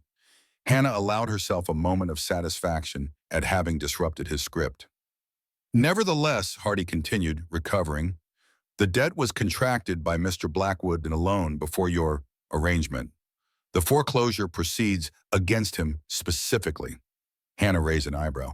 "Then it seems you have a procedural problem, Mr. Hardy. You cannot serve documents on someone who isn't present." Anger flashed across Hardy's face, quickly suppressed. "Mrs. Blackwood, I advise you not to obstruct legal proceedings. It could go poorly for you both." Moses had approached silently from the barn, the shotgun held casually at his side. "Threatening a lady on her own property, Hardy? That ain't legal proceedings in any court I know." Hardy glanced between them, calculating. Hannah could almost see the adjustment of tactics behind his eyes. No threats intended, merely advice. His tone softened to something almost reasonable. "Mrs. Blackwood, perhaps we could discuss this situation more comfortably. May I come inside?" "I think not." Hannah gestured to the porch chairs instead. "But you're welcome to rest here before your return journey. Coffee is available." The redirection was subtle but clear. Hardy would not be entering their home, but neither was Hannah creating unnecessary confrontation. The banker hesitated, then nodded stiffly and mounted the porch steps. As they settled into the chairs, Hannah maintaining a careful distance, she noticed Mercer positioning himself where he could watch both the house entrance and Moses. The man's hand never strayed far from his holstered pistol. A professional then, not merely a hired bully. "Mrs. Blackwood," Hardy began, accepting the coffee she poured with a mechanical politeness. "I understand your loyalty to your husband. It's commendable, but you should know the full situation before tying your future to his sinking prospects." Hannah sipped her own coffee, waiting. "Ethan Blackwood is not merely in debt. He's been systematically mismanaging this ranch for years, since his first wife's death. The loan was merely the latest in a series of financial missteps." Hardy leaned forward. "This property is worth far more than his remaining equity. By fighting the inevitable foreclosure, he's only reducing what you both might salvage." "Is that your professional assessment as a banker, Mr. Hardy?" Hannah asked coolly. "Or as the man who stands to profit most from acquiring this land before the railroad arrives?" Hardy's eyes narrowed slightly. "You're quite direct for a lady, and you're quite transparent for a businessman." Hannah set her cup down precisely. "Let me be equally transparent, Mr. Hardy. My husband has gone to Helena to secure alternative financing. Judge Wilson is aware of certain irregularities in your acquisition and handling of the loan documents, and I have no intention of leaving this property now or in the future." The blunt assessment seemed to catch Hardy off guard. He studied Hannah with new calculation, as if seeing her clearly for the first time.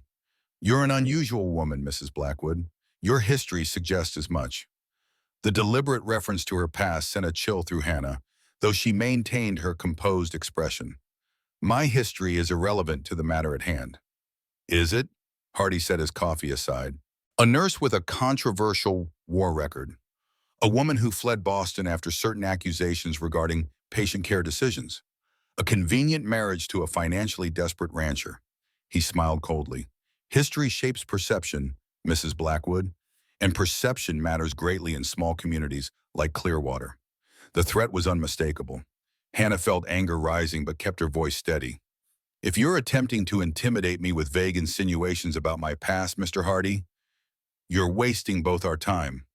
Not intimidation, merely a reminder that we all have vulnerabilities. Hardy rose, brushing invisible dust from his immaculate coat.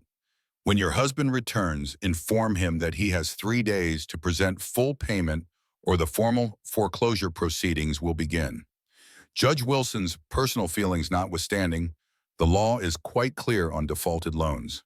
Hannah stood as well, unwilling to remain seated while Hardy loomed over her. The law is indeed clear, Mr. Hardy, on proper loan documentation, on fraudulent alterations of terms, and on the rights of property owners. Judge Wilson understands this very well. Something dangerous flickered in Hardy's eyes. You play a risky game for someone with so much to lose, Mrs. Blackwood. I lost everything once before, Mr. Hardy. Hannah met his gaze unflinchingly. It taught me the difference between what matters and what doesn't. This land matters. Your threats do not. Hardy studied her for a long moment, then nodded slightly, as if coming to a decision. 3 days, he repeated, turning toward the steps. Mercer will return on Thursday if I haven't heard from your husband. Hannah watched as the men remounted and rode away, maintaining her straight-backed posture until they disappeared around the bend in the valley road. Only then did she allow herself to exhale fully, the tension she had controlled finally manifesting in slightly trembling hands. Moses approached, resting the shotgun against the porch railing. You handled that well, Mrs. Blackwood. Perhaps, Hannah gathered the coffee cups, needing the simple task to center herself. Or perhaps I've made things worse by challenging him directly. Men like Hardy only understand direct challenges. Moses spat toward the departing rider's dust. You showed him you ain't easily frightened. That matters. Hannah nodded, appreciating the old man's support. He knows about Petersburg, about what happened there. Figured as much from what he was hinting at. Moses's weathered face creased with concern. You told Ethan about that? Yes. The simple admission felt significant somehow. Before he left. Good, Moses nodded approvingly. No secrets between married folk. Makes for stronger ground when trouble comes. The casual designation of their arrangement as a true marriage might once have prompted correction. Now Hannah let it stand. Whatever legal fiction had initiated their partnership, the reality had evolved into something neither of them had anticipated, something that felt increasingly genuine despite its practical foundations. Thursday, she said thoughtfully. Ethan should be back by then, if all went well in Helena. And if it didn't? Moses asked quietly. Hannah straightened her shoulders, decision crystallizing. Then I'll handle Mercer myself. The Montana sky stretched endless and blue as Ethan Blackwood rode the final miles toward home. 4 days of hard travel from Helena had left him dust-covered and weary, but determined. The leather satchel secured inside his coat carried bank drafts totaling $800, the Cattlemen's Association loan, and an advance payment from the Prescott brothers for the cattle deal. Not the full $1,200 Hardy demanded, but enough to buy time and negotiate from strength. As the familiar contours of Blackwood Valley came into view, Ethan felt the tension in his shoulders ease slightly. No smoke rose from unwanted fires. No signs of disturbance marked the landscape. The ranch appeared peaceful in the late afternoon light. He urged his tired horse forward, eyes scanning for movement. Hannah would have posted Moses's as lookout after Hardy's visit, assuming Hardy had come as expected. The thought of Hannah facing that man alone had gnawed at Ethan throughout his journey, driving him to push harder, sleep less. A rifle shot cracked across the valley, a single report that echoed off the ridge. Ethan stiffened, then relaxed as he recognized the pattern. 1 shot, pause, 2 shots in quick succession.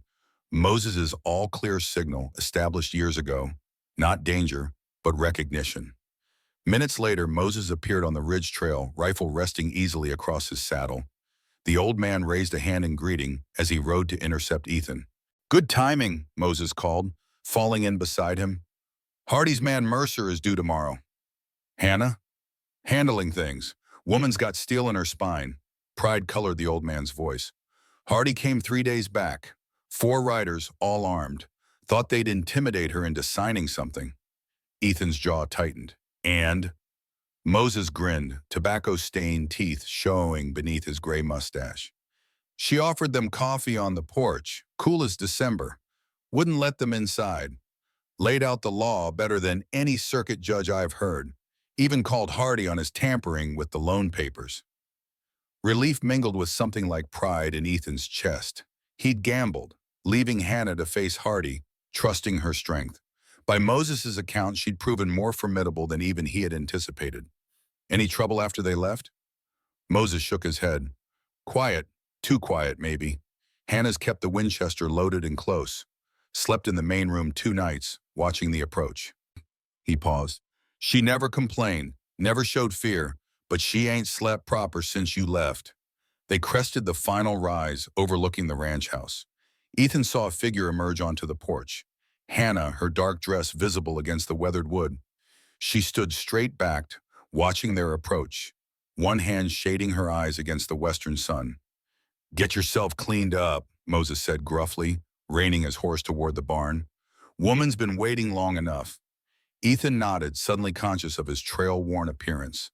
4 days of hard riding had left him dusty and stubbled, his clothes stiff with dried sweat. Yet Hannah was walking toward him now, crossing the yard with measured steps, and there was no time to remedy his condition. He dismounted as she approached, removing his hat. Hannah. Ethan.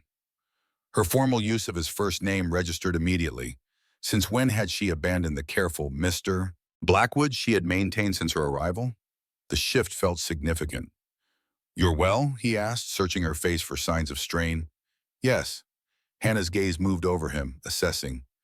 You're exhausted. There's hot water for washing, and food ready whenever you want it.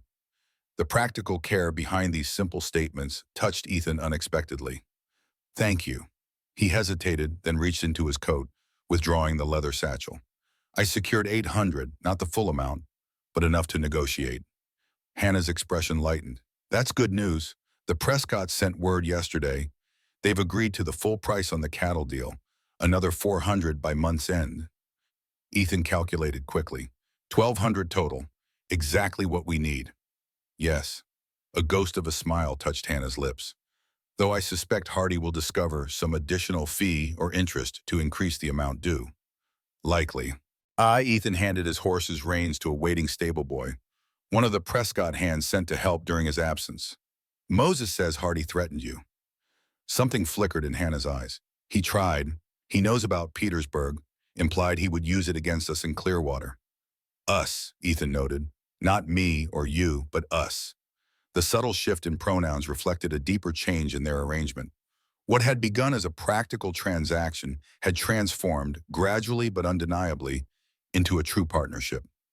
I need to wash, he said, suddenly aware of the gulf between his trail-worn state and her composed appearance. Then we'll talk. Plan our next move. Hannah nodded. I've prepared the bath in the back room, and your clean clothes are laid out. Again, the simple domestic thoughtfulness struck Ethan with unexpected force. This wasn't mere housekeeping. This was personal care, consideration for his comfort after a difficult journey. Inside the house, Ethan found everything exactly as Hannah had indicated. The bath steamed invitingly, the water scented lightly with pine, a small luxury he hadn't expected. Clean clothes waited on the bed, his best shirt pressed smooth. The whole house hummed with Hannah's efficient presence, from the organized desk where ranch accounts lay neatly stacked to the fresh wildflowers in a simple jar on the kitchen table.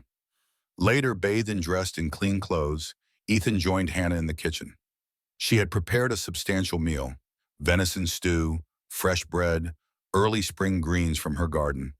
They ate with the comfortable silence of people accustomed to each other's presence, broken occasionally by practical questions about his journey or the ranch's status. Only when the meal was finished did Hannah broach the subject of Hardy. Mercer will come tomorrow. Hardy was explicit about the deadline. Ethan nodded, sipping the coffee she'd poured. Let him come. We have funds to address the loan, legitimate funds with proper documentation. Hardy's manipulation of the terms won't stand against that. Hannah studied him across the table, her gray eyes thoughtful. There's more to it now. Hardy wants the land, not repayment. The railroad survey team confirmed the route last week, directly through the north corner of Blackwood property. How do you know this? Dr. Wilson, the judge's brother, he came to check on Moses's arthritis 2 days ago, brought news from town. Hannah's expression remained composed, but Ethan detected underlying tension in her voice. Hardy stands to make thousands if he controls this land when the railroad purchases right-of-way access. Ethan absorbed this information, fitting it into the larger pattern of Hardy's actions. That explains his urgency and his willingness to bend the law. Yes, Hannah hesitated, then added quietly, "There's something else you should know. Something I discovered while you were gone." The subtle shift in her tone alerted Ethan. "Go on." "I went through Rebecca's old papers in the attic, looking for anything that might help with the loan situation." Hannah's hands clasped together on the table. "I found letters between Rebecca and her father discussing the land trust." Ethan frowned. "What about it?" "The terms are more specific than you described. If the property passes from Blackwood ownership, a portion, 40 acres along the creek, reverts to the church in Clearwater." Hannah met his eyes directly. The very 40 acres the railroad needs for access. Ethan stared at her, understanding dawning. "Hardy doesn't know." "No, it appears to be a private clause never publicly recorded, just family correspondence." Hannah's expression was carefully neutral. Rebecca's father was evidently concerned about outside speculators. He wanted to ensure the land served the community if it ever left family hands. The strategic implication was clear. If Hardy gained control of the property through foreclosure, he would discover too late that the most valuable portion, the very reason for his interest, was beyond his reach. The railroad would have to negotiate with the church, not Hardy, for right-of-way access. "This changes everything," Ethan said slowly. "Hardy's risking legal impropriety for land that won't serve his purpose." "Yes," Hannah's voice remained measured, "though he doesn't know that yet." Ethan studied her face, reading the calculation behind her composed expression. "You're suggesting we use this information." "Information is power, Ethan, especially when dealing with men like Hardy." Hannah leaned forward slightly. "We need every advantage in this fight." The "we" registered again, cementing what Ethan had already begun to understand. Hannah had fully committed herself to this land, this home, this partnership. What had begun as a marriage of convenience had evolved into something far more substantial, a true alliance founded on shared purpose and growing respect. "You're right," he said finally. "Tomorrow, when Mercer comes, we'll be ready, with the funds and with this knowledge." Hannah nodded, satisfaction briefly lighting her eyes. They spent the next hour planning strategy, discussing contingencies, preparing for various outcomes of the coming confrontation. Throughout, Ethan found himself increasingly aware of the natural rhythm of their collaboration. Hannah's mind was sharp, her insights practical, her determination matching his own. As night fell, they moved to the porch by unspoken agreement. The evening air carried the scent of pine and wildflowers, the first stars appearing in the deepening blue above. They sat in companionable silence, the day's tensions gradually easing. "I read your father's letters too," Hannah said finally. "The ones from Pennsylvania. He seemed like a good man." Ethan nodded, surprised but not displeased by her initiative. "He was, tough but fair, taught me everything I know about this land." "He wrote about your mother beautifully. Even years after her death, his grief remained dignified somehow." Hannah's voice softened. "You have that quality too, carrying loss without being consumed by it." The observation, so personal and perceptive, caught Ethan off guard. "I wouldn't have said so. After Rebecca died, I nearly lost myself." "But you didn't." Hannah turned slightly toward him, her profile outlined against the darkening sky. "You continued, built this ranch, maintained what mattered." "Perhaps." Ethan found himself studying the scarred side of her face, no longer seeing deformity but character, visible evidence of survival and strength. "You understand something about carrying visible wounds, I think." Hannah's hand rose unconsciously to her cheek, fingers tracing the familiar ridges of scar tissue. "Yes, though I've learned scars are not always burdens. Sometimes they're proof of what we can endure." Something shifted between them in that moment, a deepening connection. an acknowledgement of shared understanding. They had both been marked by life, shaped by loss and pain. Yet here they sat, on land they both cherished, facing common challenges with united purpose. When Hannah finally rose to retire for the night, Ethan found himself reluctant to end their conversation. "Tomorrow will be difficult," he said, standing as well. "Yes." Hannah paused at the door, the lamplight from inside illuminating half her face in warm gold. "But we'll face it together." The simple statement carried weight far beyond its words. Ethan watched her disappear inside, feeling a curious lightness despite the challenges awaiting them. Whatever came tomorrow, they would meet it as true partners, perhaps for the first time since her arrival. Dawn arrived with its promise of heat, the sun climbing into a cloudless sky. Ethan woke early, finding Hannah already dressed and in the kitchen, preparing breakfast with her usual efficiency. They ate quickly, reviewing their strategy one final time. "If Mercer brings formal papers, I'll handle the legal response," Hannah said, pouring coffee. "The funds should speak for themselves, but I've prepared a written objection to Hardy's manipulation of the terms." Ethan nodded, impressed again by her thoroughness. "And if he brings more than papers?" Hannah's expression hardened slightly. "Moses has positioned himself in the north barn with a clear view of the approach. I have the Winchester. You have your sidearm." She met his eyes directly. "We're prepared for any reasonable scenario." The calm assessment of potential violence, delivered without drama or fear, reminded Ethan again of how different Hannah was from most women of his acquaintance. Her experiences as a war nurse had clearly tempered any delicate sensibilities society might have expected her to maintain. "Let's hope it doesn't come to that," Ethan said, finishing his coffee. "Hardy's a businessman first. When faced with legitimate funds and potential legal complications, he should retreat to safer ground." Hannah's slight smile held little warmth. Men rarely retreat easily from what they believe they're entitled to. But yes, let's hope. They waited on the porch, the morning advancing toward noon with no sign of visitors. Ethan found himself growing increasingly tense, checking his pocket watch repeatedly. Hannah, by contrast, maintained her composed exterior, though Ethan noticed her eyes scanning the horizon with regular precision. Hardy and Mercer arrived differently than before, this time with a more cautious demeanor. Hardy no longer stepped onto the porch with arrogance, but stood in the yard, his eyes making a tense assessment. "Blackwood, we have matters to settle," Hardy said, his tone more formal. "I trust your wife informed you about the deadline." Ethan didn't invite them into the house or onto the porch as Hannah had done.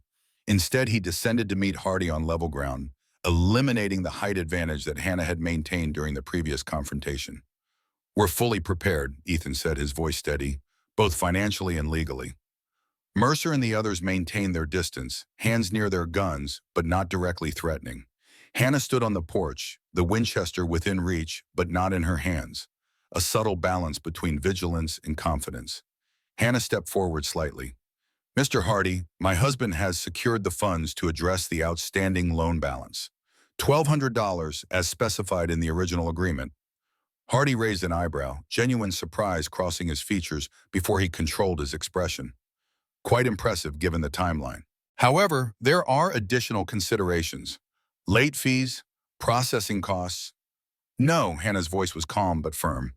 "The original loan document is the unaltered versions Judge Wilson retains in his records specify no such additional fees.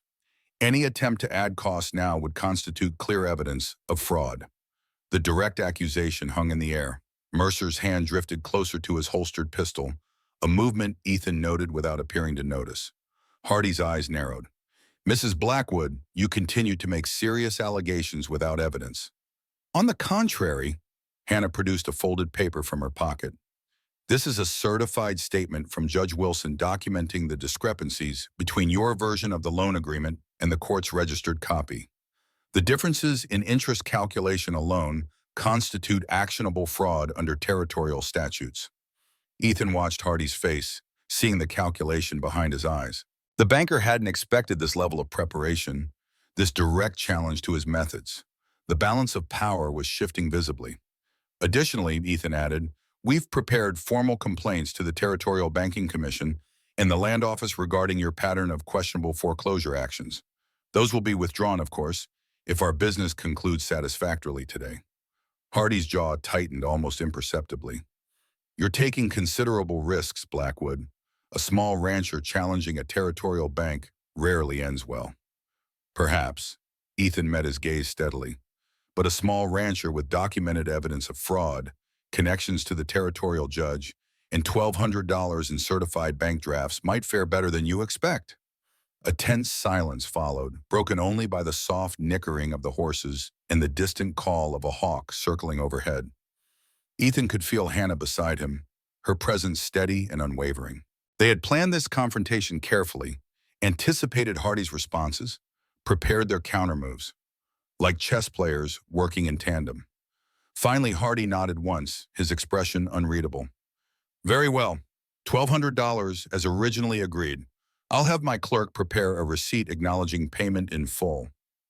We've prepared that as well, Hannah said smoothly, producing another document from her pocket, including language releasing any current or future claims against this property related to the loan. Hardy's eyes flashed with momentary anger, quickly suppressed. You've thought of everything, Mrs. Blackwood. Not everything, she replied evenly, just the essentials. The transaction proceeded with formal correctness. Ethan provided the bank drafts, 800 from his journey to Helena, 400 from the Prescott brothers, who had delivered their payment early that morning. Hardy examined each document carefully, finally nodding his acceptance. Hannah presented their prepared receipt, which Hardy signed after reading each word with narrow-eyed attention. Throughout, Mercer and his men maintained their watchful positions. The tension never fully dissipated, like a storm held momentarily at bay, but still threatening on the horizon. As Hardy folded the bank drafts into his coat pocket, he offered a smile that didn't reach his eyes. Congratulations, Blackwood. You've retained your ranch, for now. For good, Ethan corrected firmly. Our business is concluded, Hardy. This particular transaction, yes.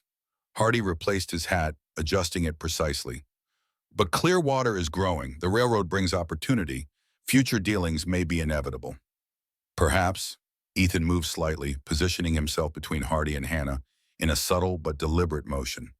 But any future business will be conducted properly, with witnesses and accurate documentation. I imagine Judge Wilson would insist on that.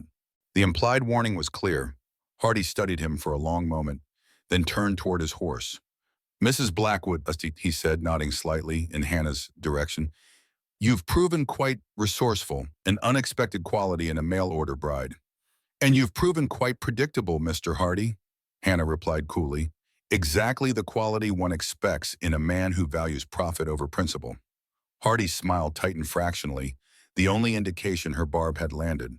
Without further comment, he mounted his horse, signaling his men to do the same. Moments later, they rode away, leaving only a cloud of dust and lingering tension in their wake.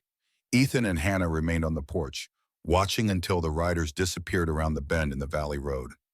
Only then did Ethan release the breath he hadn't realized he was holding. It's done, he said quietly. For now. Hannah's voice held no triumph, only pragmatic assessment. Hardy won't forget this easily. No, Ethan agreed, but we bought time, established boundaries. Hannah nodded, her eyes still on the distant horizon, and shown him were not easily intimidated. The word resonated between them. Ethan turned to face her fully. You were remarkable, Hannah. The preparation, the documentation, facing him directly. He hesitated, then added quietly, I'm grateful you're here. Not just for the ranch, but... He trailed off, suddenly uncertain how to express the complex evolution of his feelings. Hannah met his gaze, something softening in her eyes. I understand, she said simply. And he believed she did, better perhaps than he understood himself. Moses approached from the barn, shotgun still in hand but now held casually. They're gone proper, he reported, headed straight for town, not lingering. Good, Ethan nodded. We'll keep watches for a few days nonetheless. Hardy might not risk direct confrontation, but accidents have a way of happening on isolated ranches. Already arranged with the Prescott boys, Moses said. 2 men riding boundaries at all times, rotating shifts. He glanced between Ethan and Hannah, a knowing expression crossing his weathered face. Figure you two might want to celebrate your victory. I'll take first watch myself. Before either could respond, the old man turned and ambled back toward the barn, whistling tunelessly between missing teeth. Ethan felt a flush of embarrassment at Moses's obvious matchmaking, but Hannah merely smiled slightly. "He's invested in our arrangement," she observed. "Moses sees more than he lets on," Ethan acknowledged. "Always has." They returned inside, the midday heat giving way to the cooler interior of the house. The kitchen still smelled of morning coffee and baked bread, familiar and comforting after the tense confrontation. Hannah moved to pour fresh coffee, her movements containing the efficient grace Ethan had come to appreciate. "We should celebrate," he said suddenly. "Not just paying off Hardy, but everything, the ranch, the future." Hannah turned, surprise evident in her expression. "What did you have in mind?" Ethan hadn't planned this impulse, but now found himself committed. "Dinner, not here, in town, at the hotel restaurant." The suggestion hung between them. Ethan realized he was essentially proposing their first public appearance as a true couple. Not a legal arrangement, not a practical partnership, but something more traditional, more genuine. Hannah touched the scarred side of her face in an unconscious gesture. "In town," she repeated softly, "where everyone would see us." "Yes," Ethan stepped closer. "Together. Let them see exactly who we are." The implication was clear. Not Blackwood and his disfigured mail-order bride, but Ethan and Hannah Blackwood, united partners who had faced down the town's most powerful man and prevailed. Hannah studied him, her gray eyes searching his face as if looking for uncertainty or pity. Finding neither, she nodded once. "I'd like that." The simple acceptance carried weight far beyond its words. Ethan felt something expand in his chest. Relief mingled with another emotion he wasn't quite ready to name. "Good," he said, his voice rougher than intended. "Tomorrow night, then." "Tomorrow." Hannah smiled fully then, a rare expression that transformed her face, illuminating both the scarred and unscarred sides with equal warmth. "I'll need to press my good dress." The domestic practicality of the statement struck Ethan with unexpected poignancy. This remarkable woman who had faced down Hardy with steely composure was also concerned about a pressed dress for dinner. The duality of strength and vulnerability, of practical partner and woman, crystallized something in his perception of her. Later that evening, after supper, they sat again on the porch watching twilight settle over the valley. The lengthening shadows brought a comfortable coolness after the day's heat. Neither spoke for some time, the silence between them easy and undemanding. "I read your journal," Hannah said finally, her voice quiet in the gathering dusk. "While you were gone, the one in your desk drawer." Ethan stiffened slightly, surprised by the admission. The journal contained his most private thoughts, particularly about Rebecca's death and the lonely years that followed. "I see," he said carefully. "I apologize for the intrusion," Hannah continued, her gaze on the distant mountains. "I was searching for any documentation that might help with Hardy. But once I began reading," she hesitated, "your words about loss, about this land, about rebuilding a life from grief, they resonated deeply." Ethan studied her profile silhouetted against the darkening sky. "They're just private thoughts, poorly expressed." "No," Hannah turned to face him directly. "They were beautifully expressed, honest in a way few people allow themselves to be, even privately." The unexpected praise warmed him. "Rebecca used to encourage my writing, said it helped balance the practical demands of ranching with reflection." "She was right," Hannah's voice softened. "Your descriptions of this valley through the seasons made me see it through your eyes, understanding why you fight so hard to keep it." Something significant was happening between them, Ethan realized. A new level of recognition and acknowledgement. Hannah had glimpsed his innermost thoughts and found value there. Not judgment or pity, but genuine appreciation. "When I arrived," she continued, "I thought this was simply a practical arrangement. Legal necessity for you, security for me. A transaction beneficial to both parties." She smiled slightly. "I never expected to find belonging." The word resonated deeply, belonging. Not just ownership or residence, but true connection. To the land, to the life they were building, and perhaps to each other. "Nor did I," Ethan admitted quietly. "After Rebecca, I thought that part of life was finished. That the best I could hope for was maintaining what we built together, honoring her memory through this land." "And now?" Hannah's question hung in the twilight air between them. Ethan considered carefully, wanting his words to reflect the complex evolution of his feelings. Now I see possibility again. Future, not just past. Hannah nodded, understanding in her eyes. Yes, exactly that. The connection between them deepened in that moment of shared recognition. Not romance in any conventional sense, but something perhaps more substantial. Mutual respect grown slowly into genuine affection, practical partnership enriched by deepening emotional bonds. Whatever Hardy attempts next, Ethan said, we'll face it together. Yes. Hannah's hand found his on the porch railing, her touch light but deliberate. Together. The simple contact, their first initiated by her, marked a threshold crossed. Ethan turned his hand beneath hers, their fingers interlacing naturally. They sat thus connected as the first stars appeared above the valley, neither needing words to acknowledge the significance of the moment. The next evening found them prepared for dinner in Clearwater with careful attention. Ethan wore his good suit, seldom used since his wedding to Rebecca. Hannah had indeed pressed her best dress, a deep blue that complemented her gray eyes and dark hair, which she had arranged more softly than her usual severe style. As they prepared to leave, Moses appeared from the barn to see them off, his weathered face creasing with approval. About time you two stepped out proper, he observed. Town needs reminding what quality looks like. Hannah smiled at the old man's blunt endorsement. Thank you, Moses, for everything. Just doing my job, ma'am. But the old man's eyes held genuine affection as he helped her into the buggy Ethan had polished that afternoon.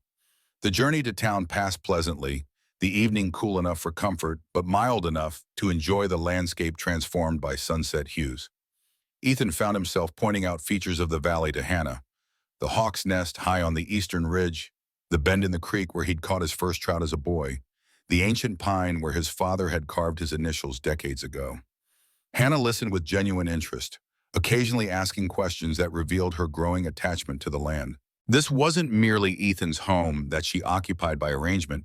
She was investing herself in understanding its history, its character, its significance. As they approached Clearwater, Ethan felt Hannah tense slightly beside him. He understood without asking. The town had not been kind in their previous visits. Stares, whispers, poorly concealed judgment had marked Hannah's reception from the beginning. We don't have to do this, he said quietly. We could turn back, dine at home. Hannah straightened, her profile resolute against the evening sky. No, I'm ready to be seen, Ethan, as myself, as your wife. The declaration carried unmistakable meaning. Not just legal designation, but chosen identity. Hannah Sullivan Blackwood had made her decision, claimed her place. The realization filled Ethan with unexpected warmth. Clearwater's main street was moderately busy with early evening activity as they drove through town toward the hotel. Ethan felt eyes tracking their progress, conversations pausing as they passed. The Blackwoods were evidently still subjects of interest and speculation. At the hotel, Ethan helped Hannah down from the buggy with formal courtesy, offering his arm as they approached the entrance. She accepted this public acknowledgement of their relationship with quiet dignity, her chin lifted slightly as they entered the hotel restaurant. Conversations dimmed momentarily as diners noticed their arrival. Ethan felt Hannah's hand tighten slightly on his arm, but her expression remained composed as the host approached. Mr. Blackwood, Mrs. Blackwood, the man acknowledged, his professional manner revealing nothing of his personal reaction to Hannah's scarred face. Your table is ready. Ethan had sent word ahead, requesting the best table, a deliberate statement about their standing in the community. As they followed the host through the restaurant, Ethan noted familiar faces among the diners. Judge Wilson nodded approvingly from one table. The Prescott brothers lifted glasses in silent salute from another. Even Mrs. Palmer, the minister's gossipy wife, managed a tight smile of acknowledgement. Their table overlooked the town square, a position of prominence impossible to ignore. Ethan seated Hannah with deliberate gallantry, then took his place opposite her. The message to Clearwater society was unmistakable. Hannah Sullivan Blackwood was his chosen partner, worthy of respect and public acknowledgement. Everyone is watching, Hannah observed quietly, unfolding her napkin with precise movements. Let them, Ethan replied. They'll see exactly what we want them to see. Partnership. Respect. A ghost of a smile touched Hannah's lips. And defiance? That too. Ethan found himself smiling in return, enjoying this moment of shared understanding. Especially that. As the meal progressed, Ethan noticed a subtle shift in the restaurant's atmosphere. The initial hushed attention gradually gave way to normal conversation, Hannah's presence becoming less extraordinary with each passing minute. By the time they were served dessert, apple pie with fresh cream, they were simply another couple dining, remarkable only in their evident comfort with each other. Walking back to their buggy afterward, Hannah paused in the town square, looking up at the star-filled sky above Clearwater. "Thank you for tonight," she said softly, "for making me visible in the right way." Ethan understood perfectly what she meant, not visible as an object of pity or curiosity, but as a woman of substance and dignity, his equal partner. "Thank you for being brave enough to be seen," he replied. "It matters, to me and to this community."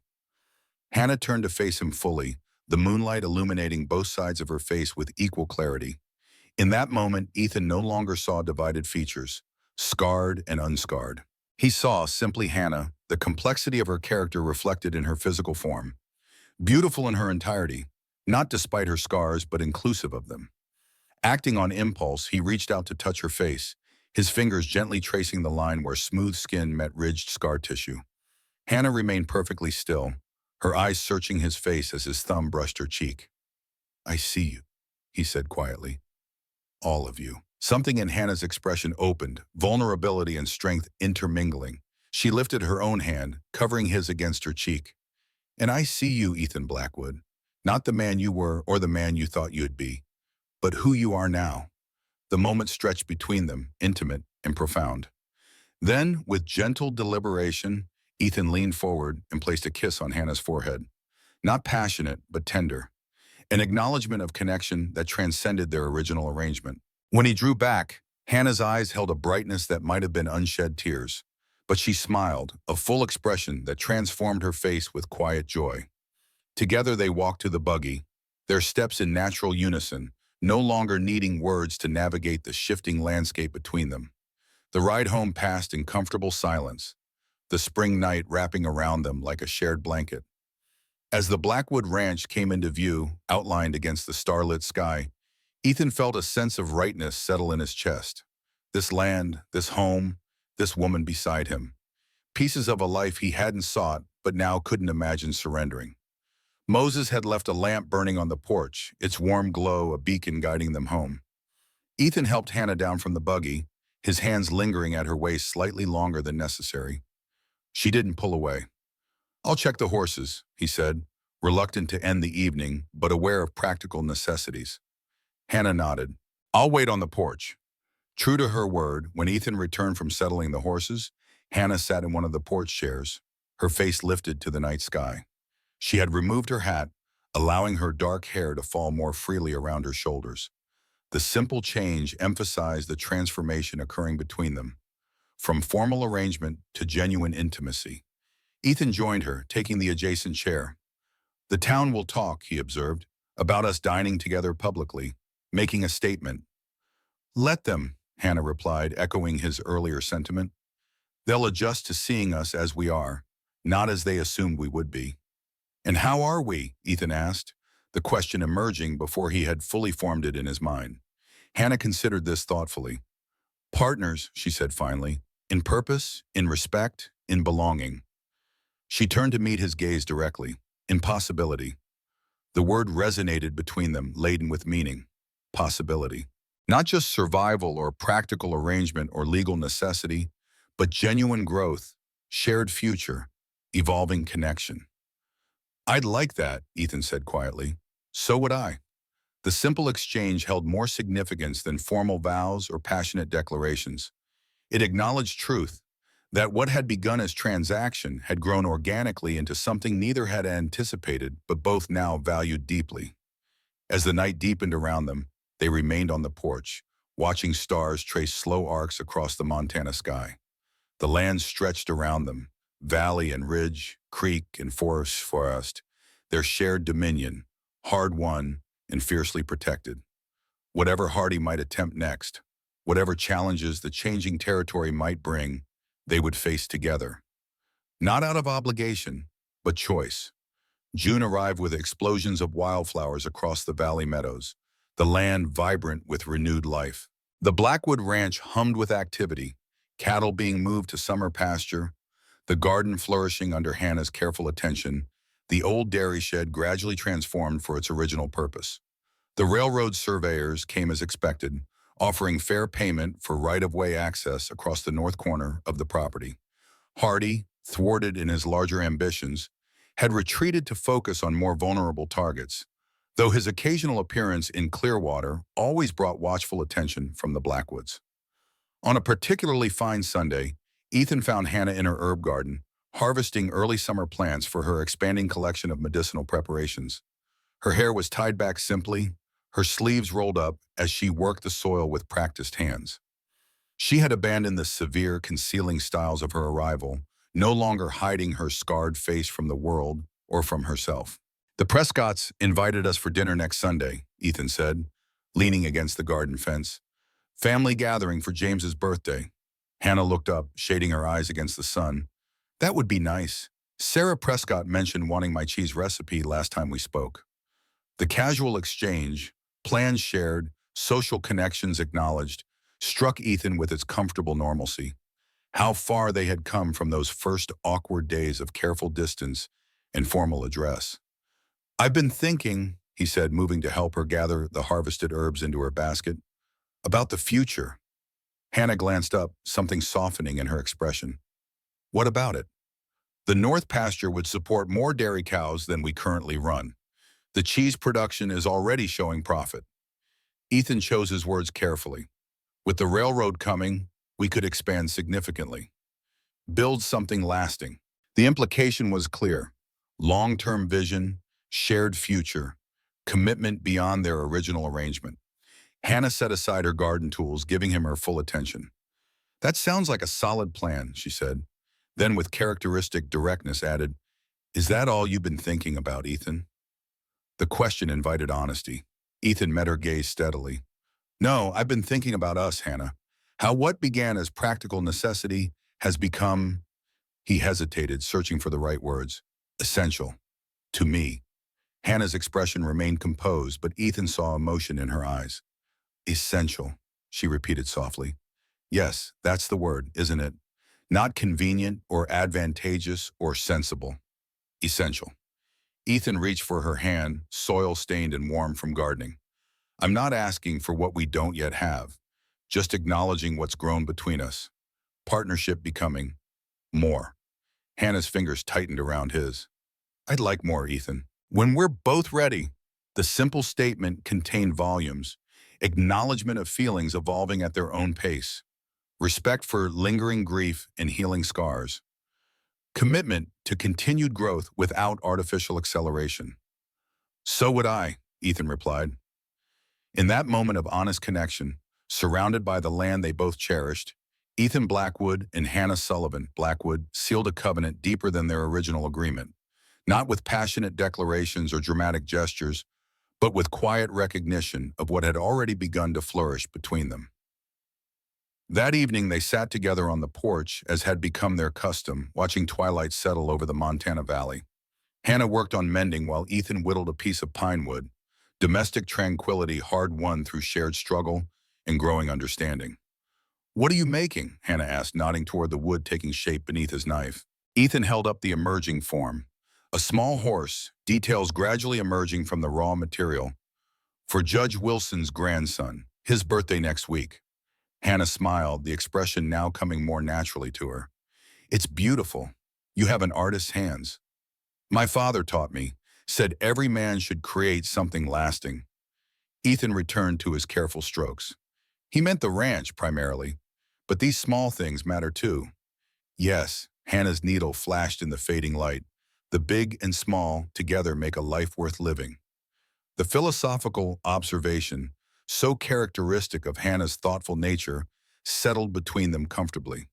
This was what they were building together, a life comprised of grand purposes and small moments, practical work and quiet companionship, hard-won battles and peaceful evenings. As darkness gathered and stars emerged overhead, Ethan felt contentment settle in his chest.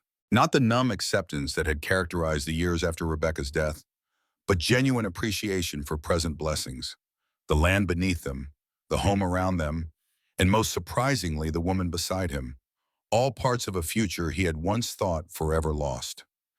Hannah looked up from her mending, catching his gaze. No words were needed in that moment of shared understanding. Whatever came next, Hardy's machinations, railroad development, changing seasons, they would face it together. Not from obligation, but from choice.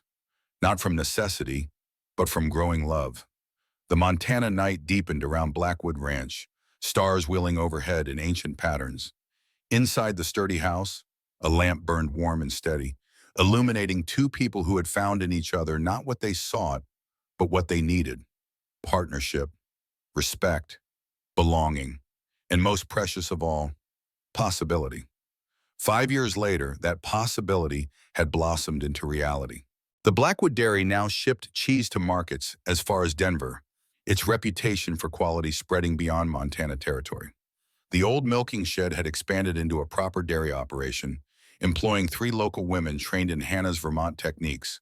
The north pasture, once empty, now supported 30 dairy cows, their black and white coats dotting the green landscape like moving clouds.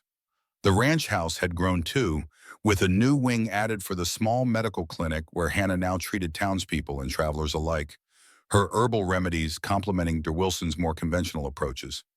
Her scarred face, once hidden behind veils, had become a familiar and respected sight in Clearwater, a symbol of competence and healing. But the most significant change stood at Hannah's side as she watched the summer sunset from their favorite hillside. A 3-year-old boy with Ethan's blue eyes and her determined chin, pointing excitedly at hawks circling above. Thomas Moses Blackwood, named for both their fathers and the old ranch hand who had seen their potential before they did. "One day all this will be yours," Ethan told his son, his hand resting protectively on the boy's shoulder. "Not just the land, but what it means." Hannah met her husband's gaze over their child's head, understanding in her eyes. What had begun as a transaction of necessity had transformed into a legacy of choice. Land healed by care, scars honored rather than hidden, love built slowly but anchored in bedrock. The wildlands had shaped them, and they had shaped the wildlands in return. Season after season, year after year, each writing their story into the very soil beneath their feet, a story that would continue long after they were gone, carried forward by the child between them and the land that held them all.